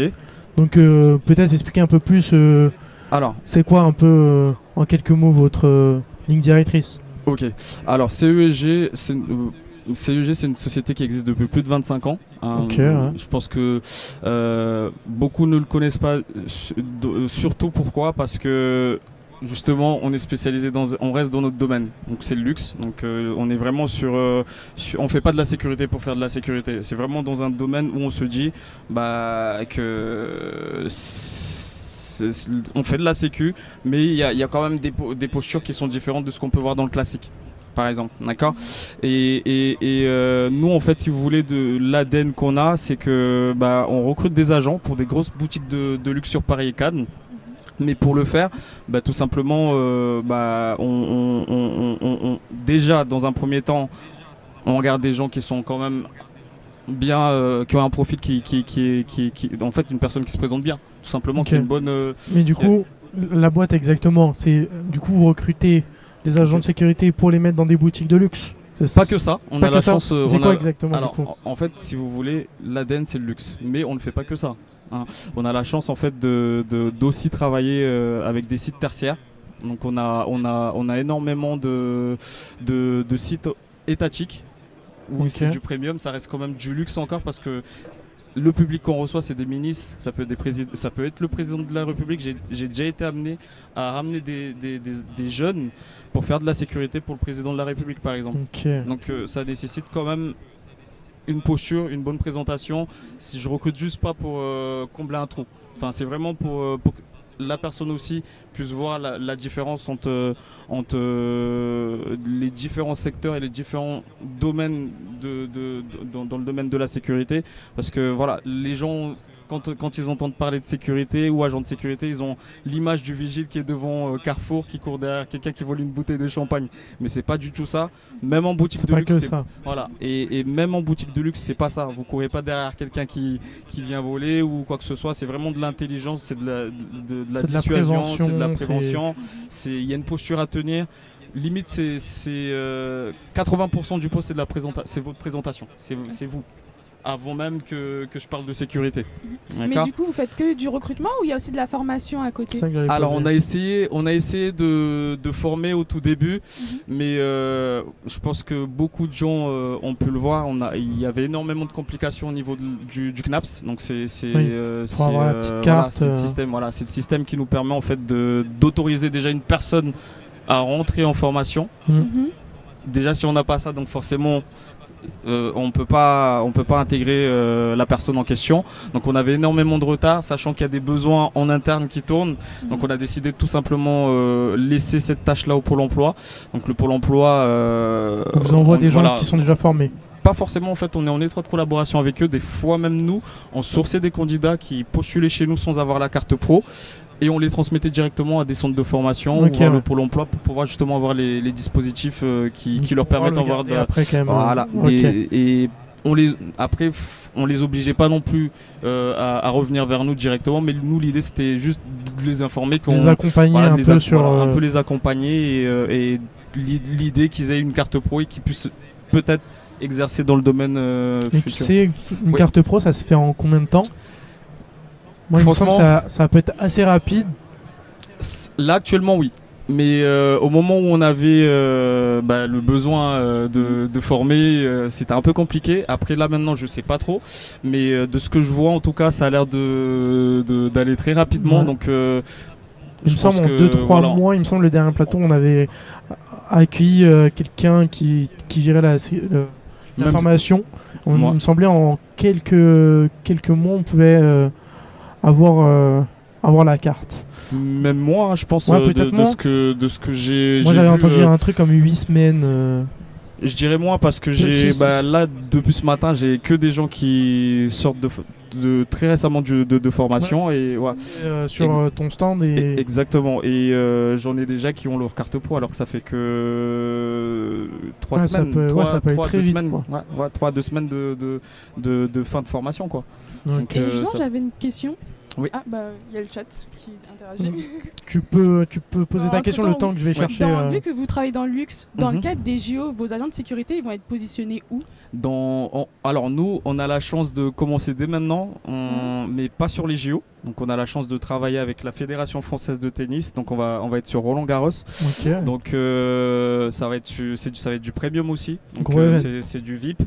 Donc on reste toujours. En fait, on garde vraiment l'ADN. Même si on est sur des sites tertiaires, on ira toujours chercher Ouais. la partie qui est liée à ce qu'on fait depuis le début, même si Mm. c'est pas une boutique de luxe. Vous Oui. voyez, Ok. parce que Un truc avec un certain voilà. standing, je dirais. Je sais pas si c'est le bon mot, mais des événements où on a besoin de. Voilà, en tout cas, c'est pas fermé aux gens. C'est pas parce que je parle d'exigence et luxe ou quoi que ce soit qu'il faut voir directement le blocage où on se dit on n'a pas ces éléments-là pour pouvoir se positionner. C'est faux, parce que moi du moment où une personne s'exprime bien et vient en tant que professionnel et se présente bien, parce que dans une boutique de luxe forcément vous êtes l'image, c'est l'image qui compte dans une boutique de luxe. Donc du moment où la personne prend conscience de ces enjeux-là, moi j'ai pas de souci, même Pas si de la souci. personne n'a pas fait de la sécurité, Hmm. on a les moyens, on forme avant de on a une petite formation luxe dans laquelle on délivre un diplôme, mais c'est pas forcément assez. Oui, Il bon. faut quand même avoir Je- le C'est CQP APS. Peut-être un petit ça juste avant Voilà, pour que la personne pour le puisse, métier. voilà. Là, j'ai une question du chat, mais je pense qu'on a un peu déjà répondu. C'est comment se passe le recrutement dans la sécurité? Comment se passe le recrutement dans la sécurité? Alors tout simplement, moi comment je fais? Plutôt. Tout simplement, Le processus de recrutement. Voilà, le processus, c'est que moi, en interne, c'est que j'ai plusieurs sites. Après là, je vous ai principalement parlé de luxe, mais on ne fait pas que ça. On a la chance aussi d'avoir plusieurs sites dans lesquels il y a moins d'exigences aussi. On travaille avec Amazon, on travaille avec des data centers, on travaille avec des postes où je recrute des agents de sécurité en incendie. On travaille avec, on fait de l'événementiel. Des défilés, Fashion Week, mais comment je fais le recrutement? Tout simplement, moi, en interne, j'ai ce qu'on appelle une partie exploitation. Donc, je dois identifier le besoin avant tout, parce que si je me retrouve avec 100 000 agents mais que j'ai pas de besoin, ça va être compliqué. Donc, c'est l'exploitation qui me donne le go. On va dire. Ils vont me dire par exemple j'ai une boutique. T'attends d'avoir une boutique, il va te dire qu'ils ont besoin de tant d'agents de sécurité. Exactement. Et toi tu vas essayer de matcher les bons profils. Exactement. Donc moi au moment où j'ai le nombre du besoin qu'il y a sur une boutique ou un site, tout simplement, je publie une annonce. Ok. Donc je publie une annonce sur un hub dans lequel je vais avoir la chance de. J'aurai pas besoin en fait d'appeler le Pôle emploi ou autre, mais ce hub là me permettra en fait de publier dans plusieurs plateformes l'annonce que j'ai créée et je reçois un tas de candidats et à ce moment là je fais le tri. Tu les reçois en visio, en vrai? Je les reçois en physique directement parce que forcément si je veux avoir la réponse tout de suite pour un candidat qui va aller dans le luxe, c'est mieux de le voir c'est mieux de faire un entretien physique. Dès le premier entretien, c'est un oui ou un non? Voilà, c'est vraiment rapide. Nous on reçoit la personne le jour J, je valide je mets en relation la personne avec le responsable du secteur et si ça me convient moi et que ça convient le responsable du secteur et que ça convient aussi le candidat parce que le candidat aussi fait partie du processus du recrutement. Donc si tout est ok, tout simplement nous on part sur un contrat en CDI, embauche et puis voilà. Du coup, côté candidat, on a qu'un seul entretien à passer. Ça dépend des sites. Après moi par exemple si j'ai parce que la décision ne revient pas qu'à moi, il y a quand même un responsable de secteur. Donc si éventuellement j'ai pas le responsable de secteur, forcément je vais faire revenir le candidat. Parce que moi j'ai ma partie à moi mais le responsable l'a pas vu. Celui qui décide qui a la partie terrain. Donc voilà, cette partie là elle est obligatoire sur la partie luxe. Donc il y a des sites où j'ai pas besoin de faire 2 entretiens, mais sur les boutiques c'est obligatoire. Ok. Je pense qu'on peut passer au jeu. Je te laisse piocher un petit jeu dans cette belle petite tasse. Ok. Je te laisse piocher. Tu fais des jeux tranquilles. Sur la dernière fois ça s'était bien passé. Ouais. Qui est-ce? Non, est-ce que le qui est... Moi si c'est bon, on a une ardoise. Mais on n'a pas les questions. Bon, on va passer comme au sucré salé. Jingle sucré salé.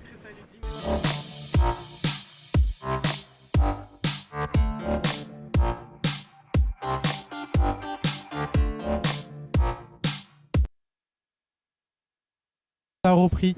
Bon, je suis pas très on s'est chaud. un peu fait voir sur la technique.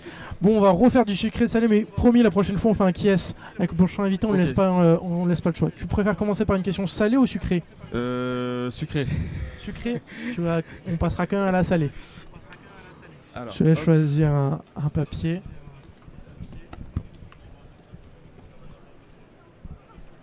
Alors. Tu peux le lire à voix haute, ou si tu veux, je la lis. Allez-y, parce que. Tu vas la lire, Yasmine? Si vous pouvez voyager dans le temps, iriez-vous dans le passé ou dans le futur et pourquoi? Technique, hyper intéressant. Elle est technique. Alors, avant que j'irai peut-être plutôt dans le passé. Pourquoi? Parce que c'est le passé qui construit le futur. Et pour bien être résistant dans le futur, il faudrait que je solidifie le passé. Tu penses qu'il y a des trous dans ton passé? Ouais, je pense que je pense que dans le passé, si j'aurais fait les choses d'une autre manière, je serais peut-être. Je dirais peut-être pas là, mais j'aurais peut-être une longueur d'avance sur plusieurs points. Ok. Ça t'intéresse pas le futur? De voir un peu comment ça se passe? Le passé. Si, le futur. Toujours, mais pour pouvoir bien être solide dans le futur, il faut déjà avoir un passé bien solide. Si tu connais le futur en avance, t'es solide dans le futur. Tu vois pas, qu'est-ce que je veux dire? Oui. Mais justement, quand t'es dans le futur, t'as tendance à trop lâcher, tu dis directement tu vas arriver là. Mais qui sait que tu vas vraiment faire les événements qu'il faut pour en arriver là? Il faut les ressorts justement pour justement me projeter dans le futur. Je vois. Mais il faut pas non plus se fermer la porte de l'inconnu. Ça se défend, ça se défend. Voilà, moi je pense que je le vois plutôt dans ce sens-là, mais je suis bien aussi pour la 7G. Donc voilà. Alors, je pense qu'on peut passer une petite question salée. Allez. Je te laisse la piocher. Comme Ok. ça, tu la lis directement. C'est plus Alors, simple. On va changer un peu. Ouh, Oh. accident. Vas-y, je te laisse. Bah, Tu celle-là, prends alors. celle-là. Hop. Ah, le sport où vous étiez le plus nul. Ah, on l'a déjà eu. Franchement, pour toutes les disciplines que j'ai fait, T'as toujours été trop fort. je pense le tennis. Tennis Le tennis classique. Parce Tennis que le tennis en de table, AV1? je suis. tennis classique. 1v1 ou 2v2? En 1v1, je suis une plouque. Mais sinon, vous me mettez sur toutes les autres disciplines, je vous défie. Ok. Voilà. Je pense que c'est peut-être, bon. ouais. Est-ce que tu as peut-être un dernier petit mot à dire à la jeunesse sur les opportunités qu'il peut avoir? Peut-être redire le nom de la société? Tout simplement, faut pas se fermer des portes, même si certains secteurs demandent beaucoup d'exigences. Mais voilà, faut savoir qu'aujourd'hui, on a la chance d'avoir une panel d'activités. On peut se former très rapidement. Et un diplôme en plus, c'est un pas en plus vers un métier qui pourrait peut-être vous intéresser. Il faut suivre ses envies. Et normalement, quand on suit ses envies, on arrive là où on veut aller, tout simplement. Parfait, C'est ce que bah, je peux leur donner comme message. Sur ces beaux mots, je pense qu'on peut lancer le jingle invité suivant.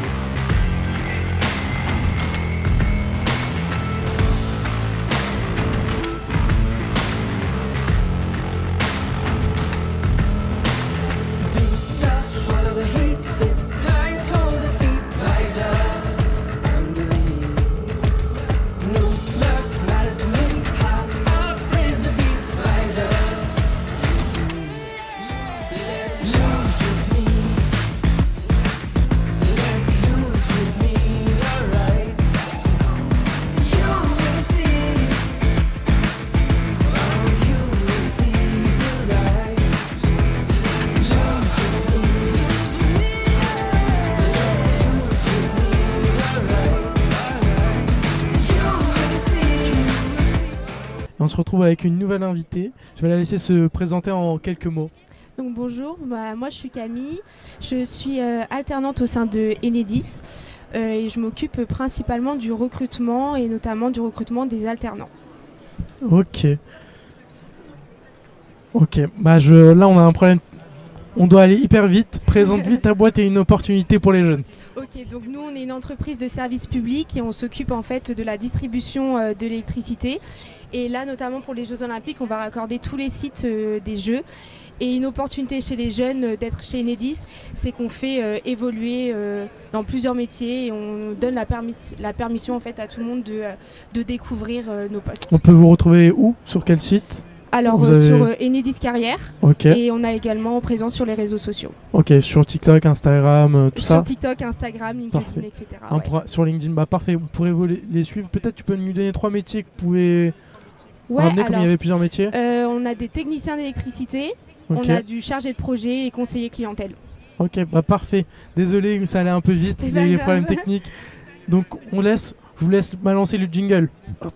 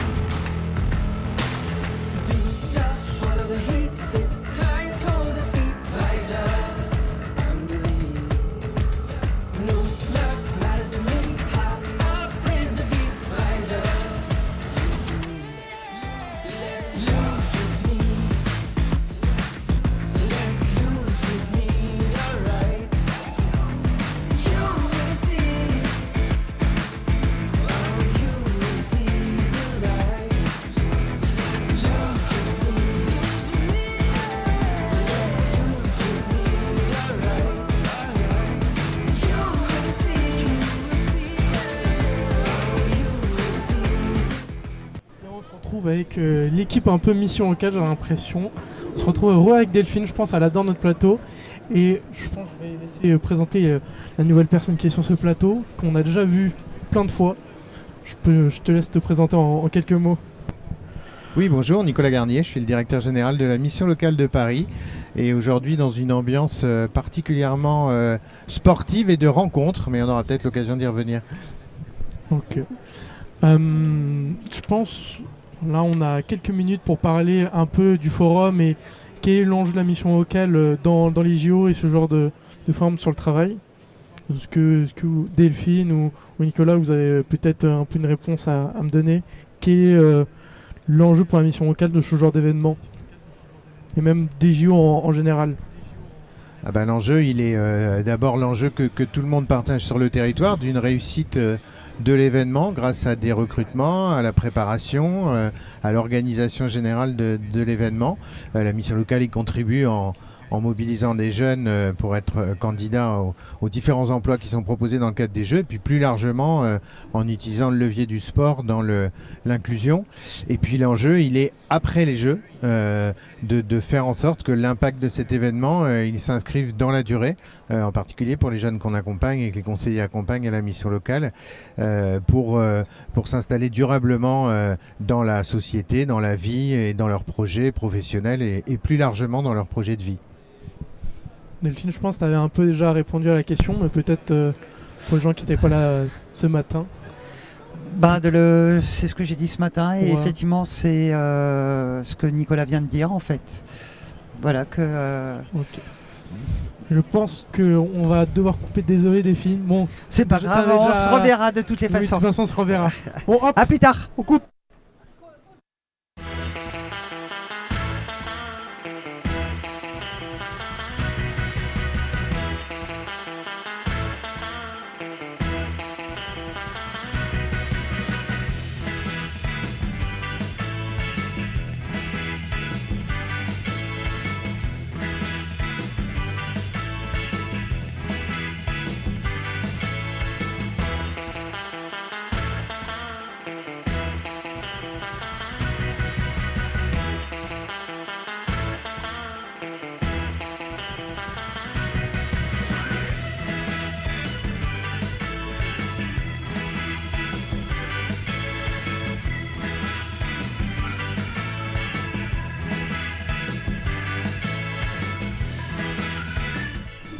Alors bonjour à tous, nous sommes toujours en direct des Jeux Recrutes et retranscrits en direct sur Enjeu Emploi.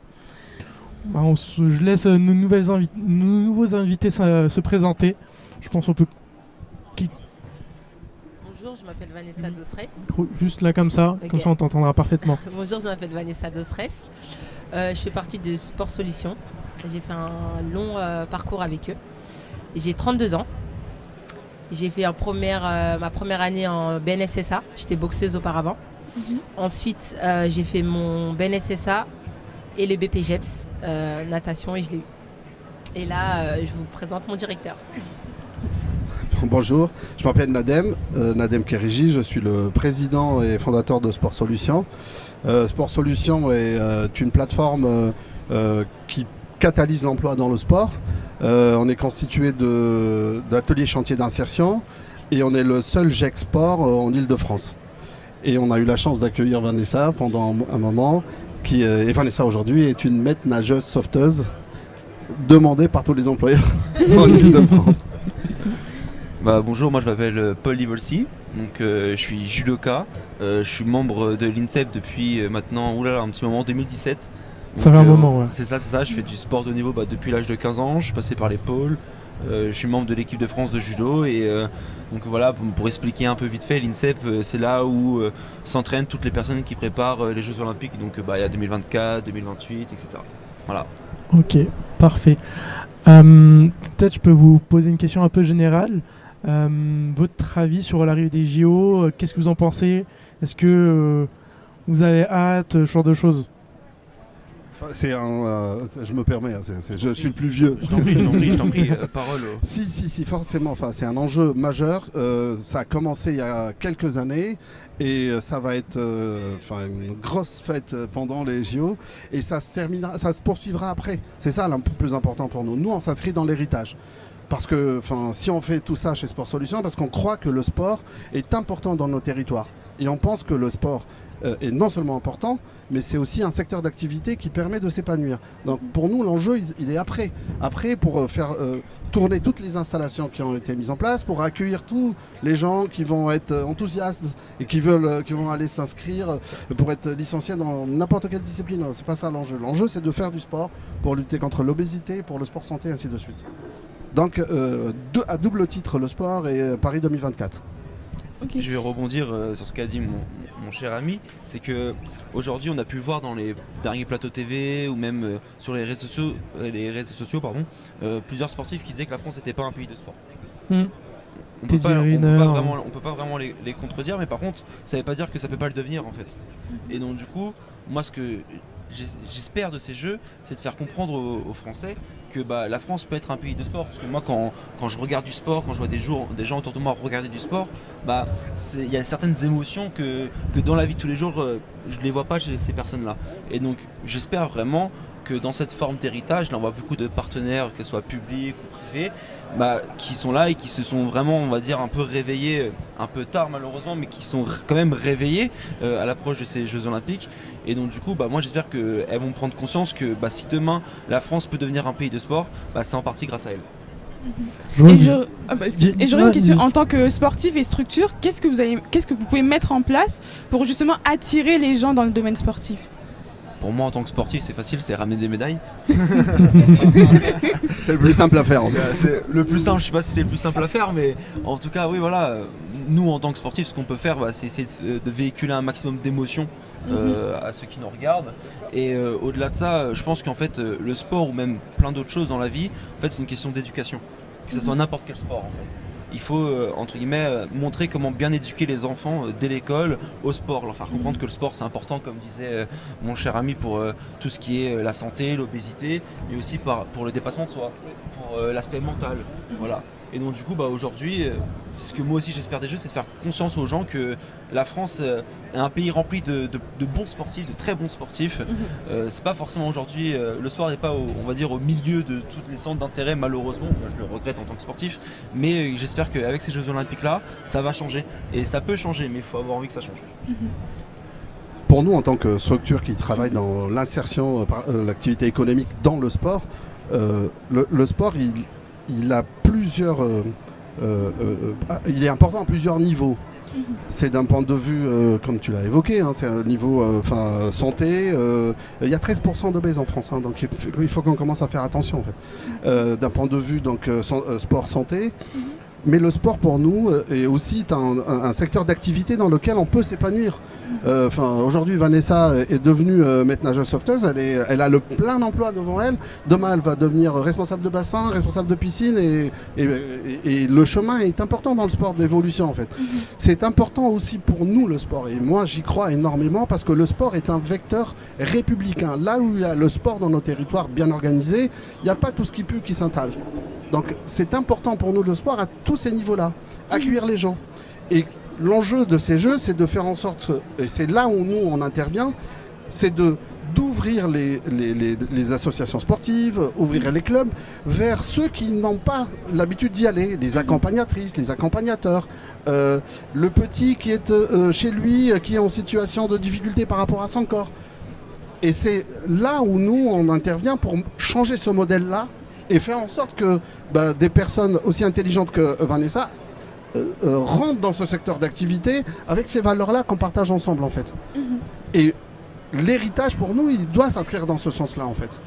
On a une opportunité, ça n'arrive pas tout le temps, donc il faut qu'on la sublime avant, pendant, ça va être une fête à Paris comme je l'espère, et surtout après. Après, il faut qu'on s'organise tous et qu'on mette tous cette énergie pour faire en sorte que les clubs s'ouvrent plus et le nombre de pratiquants augmente.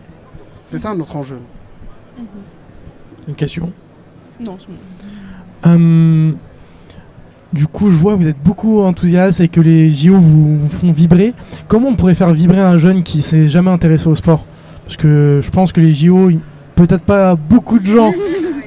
Je pense que la question peut être vite répondue, mais comment on donne déjà envie de regarder et comment faire vibrer, je pense, c'est assez simple, mais comment on donne déjà le premier pas qu'on peut donner aux jeunes et leur donner envie de regarder et puis de faire après? Comme je l'ai dit avant, déjà c'est un côté d'éducation. C'est-à-dire que dès le plus jeune âge, si on vous cultive avec le sport, on vous fait regarder du sport avec papa et maman, et qu'on voit des sportifs qui nous font rêver. Moi, par exemple, le Teddy Riner au judo, rien que pour ça, quand tu le regardais à la télé, t'avais envie de faire ça, du judo, etc., de mettre des gens sur le dos. Quand tu regardes des grands boxeurs aussi, quand tu regardes aussi, par exemple, des Alexis Vastin, comment ils boxaient, ou d'autres sportifs, partout dans le monde, qui font rêver. Moi personnellement, c'est ce qui m'a donné envie de faire du sport, c'est me dépasser, de faire vibrer les gens, parce qu'on n'en parle pas assez, mais il y a un certain sentiment de, quand tu gagnes, le regard des gens qu'ils ont envers toi, et en fait tu as ce côté là en mode genre ok, j'ai fait quelque chose là de grand. Et malheureusement ça arrive aussi quand tu perds, parce que tu fais pas que gagner, à part Teddy Riner. et donc du coup j'espère. Mais du coup il y a ce côté là aussi où quand tu perds, il y a aussi ce regard des gens qu'il faut appréhender, qu'il faut savoir comment le gérer. Mais moi par exemple le sport, ce qui m'a donné envie de faire du sport de base, c'est déjà des grands sportifs. Que moi j'ai eu la chance d'être dans une famille un peu de sportifs, donc du coup depuis mon plus jeune âge j'étais dans le sport, j'ai fait du sport depuis que j'ai 3 ans, je fais de l'athlétisme, du judo, donc j'ai toujours été dans le sport, et c'est ce qui m'a passionné. Ça m'a permis je sais pas si ça peut donner envie aux gens de faire du sport, mais aujourd'hui grâce au judo, je pense que j'ai fait une trentaine ou une quarantaine de pays différents. Oui, quand même. Voyager à travers le monde, rien que ça. Et quand t'écoutes, des fois c'est les rêves de plein de gens. Quand tu commences à parler par exemple avec quelqu'un, qu'est-ce que t'aimes faire dans la vie? Voyager. Le judo ou même d'autres sports, ça te permet de voyager à travers le monde. Donc rien que ça c'est bien, voir d'autres cultures, etc. Et après moi aussi il y a les commentateurs sportifs qui font arriver à faire vibrer les événements, Nelson Montfort, Hervé Matou, tout ce genre de personnes qui arrivent à nous faire vibrer. Et après c'est sûr que, comme je l'ai dit, en France, il faut se rendre compte qu'on a de la chance d'avoir des très bons sportifs dans plusieurs sports. On a une équipe de France de foot qui est très forte depuis très longtemps, on a une équipe de hand qui est très très forte, on a dans les sports de combat, on n'en parle pas assez malheureusement. On va dire qu'en France on n'a pas vraiment cette filière de sport de combat qui est passée par la boxe, et moi qui fais du judo actuellement, on a des grands sportifs, Clarissa Agbenino au judo, Teddy Riner, encore d'autres sportifs. Mais donc du coup on a les sportifs, on a certaines structures, et maintenant il faut essayer dans l'éducation de créer cet engouement autour du sport qui est possible. C'est ça, je le rejoins dans ce qu'il vient de dire. Pour moi c'est de garantir l'intégralité physique et morale du public, pour que plusieurs personnes puissent vraiment voir que par exemple les maîtres nageurs, ils garantissent en fonction des aquagyms, des aquabikes pour leur santé. Donc pour moi c'est vraiment de garantir leur intégralité physique et morale. Parce qu'il y en a qui viennent aux aquagyms, ils ont un mauvais avec le travail, la pression du travail. Quand ils arrivent au niveau du sport, ils se relâchent, ils sont plus détendus. Ça leur fait du bien. Le sport pour moi c'est très important pour la charge mentale, s'évacuer, enlever le stress. Pour moi le sport c'est très important, ça fait partie de l'hygiène de vie en fait. Okay. Pour toi ça a aussi été une opportunité d'emploi, et tu penses que le sport ça peut être vraiment un vecteur pour ramener les jeunes sur le milieu professionnel? Exactement, parce que grâce à Sport Solutions, ils m'ont permis d'ouvrir pas mal de... Moi j'étais vraiment fermée qu'au niveau de la boxe. Et grâce à Sport Solutions, je me suis surpassée, vraiment, parce que j'étais pas nageuse de base, j'étais boxeuse. Ça a été, je savais nager, j'avais des bases de natation, mais j'avais vraiment pas des vraies bases de natation. Et grâce à Sport Solutions, ils m'ont permis à me surpasser en fait. Je suis passée par le BNSSA, ensuite par le BPGEPS. Vraiment, on est capable de faire 104 nages en moins de temps, pour l'instant t'es pas nageuse. C'est vraiment que tout le monde peut le faire en fait. Personne doit se limiter, je n'arriverai pas, c'est trop dur. Non, en fait, il faut y aller, il faut foncer, il faut être persévérant. Ouais. Justement, tu as parlé de santé mentale, ce qui est une thématique plutôt importante dans le milieu professionnel. Et justement, est-ce que vous pensez que c'est possible d'introduire le sport dans l'emploi, mais même pour les emplois qui ne sont pas dits sportifs? Oui, oui. Au contraire, ils découvrent, s'ils n'aiment pas, exemple, courir sur un tapis à la salle de sport, ils peuvent très bien faire du sport en aquagym. Ils n'ont pas cette charge. Par exemple, des personnes obèses dans l'eau, ils sont moins lourds, ils ne portent pas leur poids. Ils sont vraiment à l'aise. Il y a des solutions pour tout le monde, quoi. Voilà, dans il y le a des sport. vraiment. C'est un milieu très ouvert, on pourrait penser l'inverse. Mais en fait, il y a des solutions. Non, il y a des solutions pour tout le monde. Il y a des solutions pour tout le monde et en plus, même en termes de morphotype, il y a des sports qui sont adaptés à tous. Il y a des sports pour les grands, comme aujourd'hui on est à l'Adidas Arena, le basket. On va dire que le basket hand, plus t'es grand, c'est un peu mieux. On m'a recalé, je sais pas pourquoi moi. on va dire que c'est un peu mieux quand même. Mais voilà, par exemple, nous dans les sports de combat, il y a des catégories de poids. Donc on peut voir des physiques bien différents, des gens qui font 60 kg et avec des gens qui font 160 kg. Donc du coup voilà, ça peut toucher tout le monde. Mais comme je l'ai dit, je le redis parce que pour moi c'est un point d'ancrage, en fait c'est l'importance qu'on met à l'éducation dans le sport. Ça veut dire que derrière, voilà, si on dit que mais c'est pas parce que t'es petit que tu peux pas réussir dans le sport, ou c'est pas parce que t'es grand, trop grand que tu peux pas faire un autre sport, etc. Et en fait, et voilà, pour revenir aussi sur le sujet de l'obésité, voilà, aujourd'hui, la France, on a de la chance de pas être les États-Unis non plus en termes d'obésité et tant mieux. Mais ce que je veux dire, c'est que voilà, il faut prendre conscience que quand on est bien dans sa peau, on peut se sentir bien mentalement en fait. Quand on parlait de santé mentale, etc. Être bien dans sa peau, c'est être bien aussi dans sa tête. Et il y a des charges de travail dans le monde professionnel qui sont importantes, qui peuvent en plus avec tout ce qui se passe un peu en ce moment, etc. qui peuvent être encore plus importantes. Et moi en tant que sportif, et je pense que c'était pareil pour ma collègue, en fait, qui faisons face plusieurs fois dans l'année à des compétitions, le stress de la compétition, etc.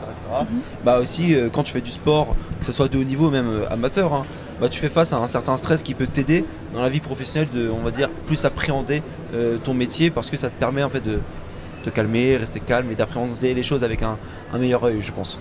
Exactement. Nous, ce qu'on prône, c'est le sport en hygiène de vie. Il y a le sport de haut niveau, c'est très important. Il est directement lié après à notre projet qui est de faire en sorte que le sport rentre dans tous les foyers, dans tous les modes de vie. Et pour cela, il faut des talents et des compétences pour accueillir ces pratiquants. Et il faut s'inscrire dans une logique de sport loisir pour qu'on puisse inscrire ça culturellement dans les pratiques de tous les franciliens et franciliennes, parce que nous c'est notre positionnement, mais partout en France en fait. C'est ça l'objectif pour nous. Et ça se travaille par des maîtres nageurs et des maîtres nageuses et des éducateurs sportifs ouverts à autre chose que le haut niveau. Ça se travaille aussi par des clubs et des associations sportives qui ouvrent et qui accueillent les gens avec une offre qui sort du haut niveau. Et c'est là où on va tous se retrouver en fait. Parce que c'est des vases communicants. Aujourd'hui, je rentre dans un club parce que j'ai envie de m'amuser. Demain, je deviens champion. Et nous, on aura l'occasion d'avoir rencontré un champion. C'est un peu plus compliqué que ça, mais oui. Si c'était facile, tout le monde le ferait. Donc non, c'est un peu plus compliqué. Mais c'est sûr, mais c'est comme, par exemple, le sport aussi, il y a cette particularité. Je pense qu'il va me rejoindre sur ce côté un peu inclusif. Où voilà, comme on dit...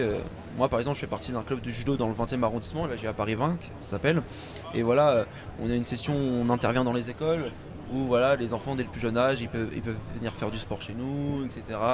Essayer la pratique du judo, s'ils ont envie derrière ils peuvent s'inscrire au club, ça leur permet de faire une activité, parce que je parle un peu du judo de ce que je connais, mais il y a toute cette appréhension de la chute par exemple qui peut être grave, comment savoir tomber, etc. On leur apprend à comment tomber sans se faire trop mal, je peux dire sans se faire mal parce que c'est un peu dur, mais sans se faire trop mal en tout cas. Et donc du coup voilà, il y a aussi tout l'aspect aussi des personnes en situation de handicap qui peuvent aussi pratiquer le sport. Voilà, aujourd'hui il y a les Jeux paralympiques, c'est pas pour rien, parce que voilà, moi c'est des gens que je respecte encore plus, parce que c'est des gens qui arrivent à se dépasser malgré leur handicap. Donc déjà que se dépasser, moi en tant que sportif de haut niveau, c'est compliqué, mais en situation de handicap ça demande encore plus, je pense, de dureté mentale. Et donc du coup le judo, on a une forte communauté paralympique, donc du coup voilà, on accueille tout le monde, et je pense que dans tous les sports c'est un peu pareil. Et donc du coup on se rejoint quand en fait le sport le mot pour moi qui symbolise le plus le sport, c'est la famille. Et du coup, avec le sport, tu peux te créer une famille, trouver des amis, trouver des amoureux, des amoureuses, voyager. Et en fait, on peut tous se rejoindre avec le sport. Sur je trouve des très beaux mots. Vous parlez avec le cœur, ça se sent. Après, ça m'étonne pas plus que ça, mais je pense là pour les jeunes qui nous écoutent, ça donne réellement envie. On sent une passion, on sent qu'en fait il y a réellement quelque chose de grand derrière le sport. Et je pense que c'est bon pour le futur. J'ai l'impression qu'on va réellement sur une bonne course. Et on essaye d'être optimiste. Peut-être. Quel sport vous allez suivre au JO? Quel est votre sport préféré à part le judo? Parce que ça serait un peu trop simple. Mais peut-être oui, qu'est-ce que vous allez suivre? Est-ce que vous suivez depuis longtemps? Vas-y, je t'en prie. Tu vas pas nous dire que tu vas pas suivre le judo? Non, je vais pas suivre le judo, franchement. Hein. Mais mais après, moi, comme j'ai dit, j'ai fait beaucoup d'athlétisme. Donc, du coup, le classique 100 mètres que chaque année, et voilà. Je vais les suivre. Je suis un très grand fan de basket. Et là, cette année, j'ai vu les États-Unis, ils allaient débarquer avec la grosse équipe. Donc, du coup, je vais suivre ça, de très près. Après, en espérant que nos petits Français vont réussir à les bloquer un petit peu, j'espère. Mais donc, du coup, en vrai, moi, quand je suis au jeu, je pense que c'est le moment de suivre tous les sports. Ça veut dire qu'il y a des sports qu'on n'est pas habitué à voir à la télé. Moi, quand j'allume ma télé, j'ai pas l'habitude de voir du tir à l'arc, du pistolet vitesse ou ce genre de sport. Et du coup, au jeu, grâce à France Télé, etc., ça peut me permettre de voir ce genre de sport que j'ai pas l'habitude de voir. Et donc, en fait, généralement, quand j'allume la télé, que ce soit un sport ou un autre, en fait, je regarde quoi qu'il arrive. Parce qu'en fait, déjà, je suis passionné de sport, de tous les sports. Mais c'est parce qu'en plus de ça, chaque sport a son émotion qu'il peut véhiculer. Alors moi je vais vous faire une réponse de vieux et surtout d'amoureux de mon 18e arrondissement. Enfin moi je suis depuis un bon moment l'évolution de ce quartier dans lequel j'ai mon activité professionnelle aussi et je suis très content parce que c'est cette arena qui est sortie d'un bowling qui était autre chose qu'un lieu où personne n'allait, un campus universitaire. Et donc ça, pour moi c'est très important. Après je vais suivre ce qui va se passer dans cet arrondissement que j'adore. Et voir comment ça va évoluer, voir tout le travail que les élus du 18e ont fait, qu'est-ce qu'il est en train de donner. Parfois on se dit, que font les politiques? Mais là, dans le 18e, vous voyez ce qu'on a, franchement c'est magnifique. Et les enjeux et les impacts, on les voit tout de suite. Mais sinon je vais regarder tous les sports comme tu l'as dit, c'est le basket aussi parce que il y a de belles choses à voir. Et surtout après je vais essayer de voir qu'est-ce que ça va donner tout ça en fait. Karaté, boxe. Également, je vais vraiment regarder des nouveaux sports que j'ai jamais vus auparavant. Mais là, ça va me permettre vraiment de découvrir différents sports. Ne demandez pas un pronostic des médailles, on ne le fera pas. Pas de pronostic? Moi, j'avais pas posé. Non, pas pronostic. Pourquoi? J'allais pas le faire, mais du coup, pourquoi je me suis mis tout seul dans le caca. Mais vas-y, fais-nous. C'est toi l'expert. Non, expert, j'irai pas jusqu'à là, mais j'espère un maximum de médailles pour la France, ça, c'est sûr. Après, la vérité d'un jour, elle peut tout changer. Donc en fait, ce qui est bien aussi dans le sport, il y a ce côté, on va dire, indécis. Et donc du coup, c'est ça qui nous permet de rêver des belles histoires, etc. Donc moi, en fait, ce que je prône, c'est pas, j'ai pas envie de pronostiquer des médailles, j'ai envie de pronostiquer des belles histoires, et je pense qu'il y en aura plein. Alors moi j'ai un pronostic, des résultats. Chez nous c'est Sport Solutions, on a 16 salariés qui ont obtenu leur BNSSA. Donc c'est pour nous, ça veut dire quoi obtenu leur BNSSA? Ça veut dire que là ils ont une médaille et c'est le plein emploi. Donc c'est déjà pas mal pour nous, ça commence très bien les JO. Maintenant je partage absolument le fait que ça soit une fête populaire, que les gens s'amusent, pour moi c'est le meilleur pronostic qu'on puisse faire. Et plus on a de médailles, mieux c'est. Parce qu'on est chauvin quand même. Il faut, et même autour de ça, on entend beaucoup, c'est normal, on va dire que c'est un peu français, mais on entend beaucoup des gens qui entre guillemets s'interrogent au vu des Jeux Olympiques. Est-ce que ça va bien se passer? Est-ce qu'il va y avoir des problèmes, etc. Faut, je pense, accepter la chance qu'on a. Voilà, on se rend pas compte que les derniers Jeux Olympiques à Paris c'était il y a 100 ans et les prochains sera peut-être il y a 100 ans, dans 100 ans, si on est encore là, je pense pas, mais donc du coup faudra essayer de profiter de ce moment-là et de se rendre compte en fait voilà, c'est un peu comme les petites victoires de la vie. Si on participe pas au jeu, c'est pas grave, on peut les regarder, participer, vibrer pour tout le monde. Et comme je l'ai dit tout à l'heure, devenir un pays de sport, c'est aussi vibrer pour les autres, mais c'est aussi que ça nous donne envie de vibrer et de faire vibrer. Et donc du coup je pense que ces jeux ils vont être là pour ça. Et regardez les jeux, même si vous n'êtes pas sur Paris, regardez les jeux. Venez dans le 18e, on a les meilleurs restos, on a les meilleurs bars, c'est là où il y aura la fête. Tu donnes les adresses alors. Est-ce que tu as une question, Yasmine? Je crois qu'il y a une question du chat, mais elle s'affiche pas sur ma tablette. Tu peux me la dire? Le quotidien du sportif de haut niveau. Je te laisse répondre. Non, je vais donner les grandes lignes parce que chaque semaine, on va dire, se ressemble pas. Sinon, ça serait trop facile. Mais on va dire que je suis à 2 entraînements par jour de 3 heures minimum. On va dire 6 entraînements par jour. Et du lundi au samedi. Et après, on va dire que le dimanche, un peu de repos. Il en faut parce que c'est important. Et après, voilà. En général, je parle pour le judo, parce que voilà, après chaque sport a un peu ses différences, mais on va dire que dans le judo, je suis on va dire, on essaye d'être à 1 voire 2 compètes par mois, qu'elles soient à niveau international, niveau national, etc. Et donc après voilà, ça reste, pour faire simple, des fois pour expliquer, parce que le judo ça reste un sport un peu connu en France, mais méconnu parce que les règles elles changent tout le temps et que c'est un peu compliqué. Mais c'est très facile en fait. Pour reprendre un peu les mots que Francis Ngannou il a pu dire à un moment, moi mon métier, ce que je fais dans la vie, c'est de jeter les gens sur le dos. Voilà. Donc, c'est un peu remanié, mais... Est-ce que du coup t'as une équipe de judoka avec toi ou tu t'entraînes souvent ou... Oui, exactement. Oui, c'est ça. Comme j'ai dit, moi je fais partie du club de l'AGA Paris 20. Donc en gros on est... N'hésitez pas à y aller. N'hésitez pas, venez, avec plaisir. On est 9 athlètes de haut niveau à s'entraîner à l'INSEP. Benjamin Axus, Maxime Merlin, d'autres noms comme ça. Et donc en fait on est tous ensemble à s'entraîner, à faire partie. On a été 4 fois médaillés au championnat de France par équipe première division. Donc c'est cool, on est on va dire le club numéro 2 derrière, parce qu'il y a la machine, on va dire PSG qui est devant, mais bon c'est un petit club de rien du tout, donc c'est pas très grave. Mais donc du coup on va dire que voilà, on est le club qui est soutenu par la ville de Paris. Donc ça fait plaisir aussi, et ça démontre aussi de notre investissement tous les jours, parce que voilà, je pense que mon ami a dû passer par là, mais en France quand on dit sportif de haut niveau ça veut tout et rien dire. Parce que voilà, les gens quand ils entendent sportif de haut niveau, il y a les footballeurs professionnels bien sûr que tout le monde voit, qui jouent tous les week-ends, qui s'entraînent dans les matchs, etc., qui sont reconnus avec un gros salaire, tant mieux pour eux. Mais le truc c'est qu'en fait, quand tu es judoka ou quand tu es dans d'autres sports amateurs, ce qu'il faut savoir c'est que normalement les Jeux Olympiques c'est censé être les sports amateurs. Ça a un peu évolué avec le temps, mais normalement c'était censé être ça. Et c'est 92 je crois où les professionnels commencent à débarquer, c'est ça. Et donc du coup ce qui se passe, et c'est ça. Et donc du coup ce qui se passe, c'est que aujourd'hui on doit essayer de montrer aux gens qu'en fait on s'entraîne autant que ce genre de sportif. Mais on va dire que c'est un peu moins reconnu, mais c'est pas grave. Mais en fait, c'est pas grave. Non, c'est grave. C'est très grave. Mais ce que je veux dire c'est que voilà, c'est ça, c'est une semaine type, c'est 2 entraînements par jour minimum, et les compètes les week-ends quand il y en a, et les régimes malheureusement quand il y en a aussi. Parce que pour les sports de combat il y a ça aussi à prendre en compte, on va dire. C'est surtout une carrière après la fin de la carrière sportive. Le sportif de haut niveau, c'est un statut particulier en fait. Et il y a un intérêt qui est porté sur cet engagement dans la durée, ce sacrifice pour la nation. C'est ça un sportif de haut niveau aussi.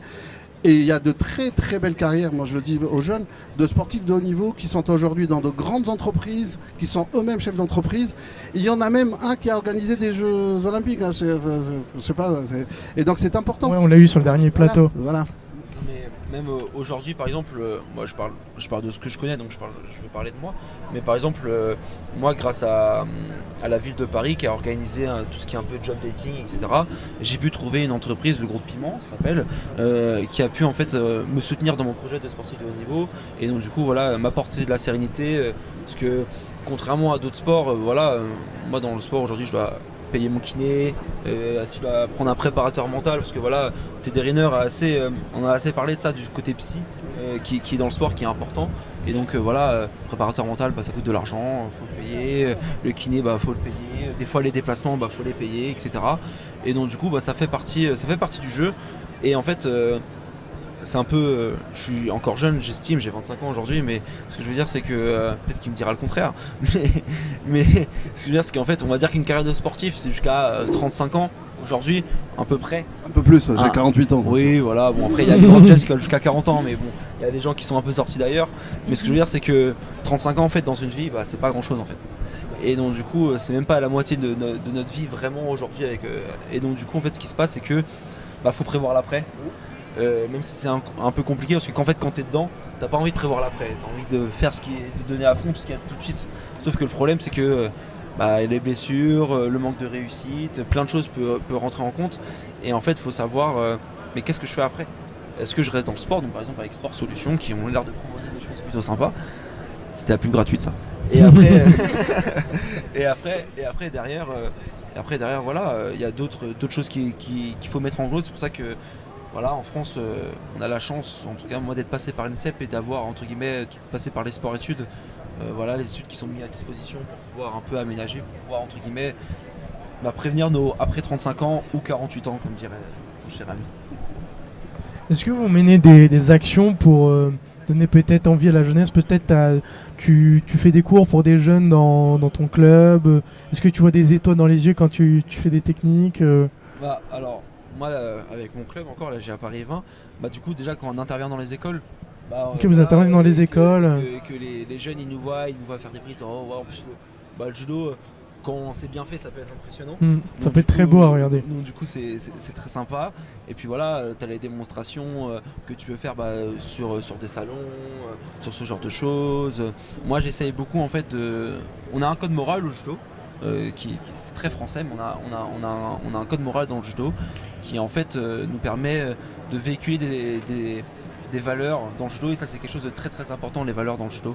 Et donc du coup moi ça me permet aussi grâce à ça de véhiculer ces valeurs. Par exemple, moi une des valeurs que j'aime beaucoup dans le judo c'est le partage, c'est de pouvoir partager aux générations futures, de faire mieux, en fait faire mieux.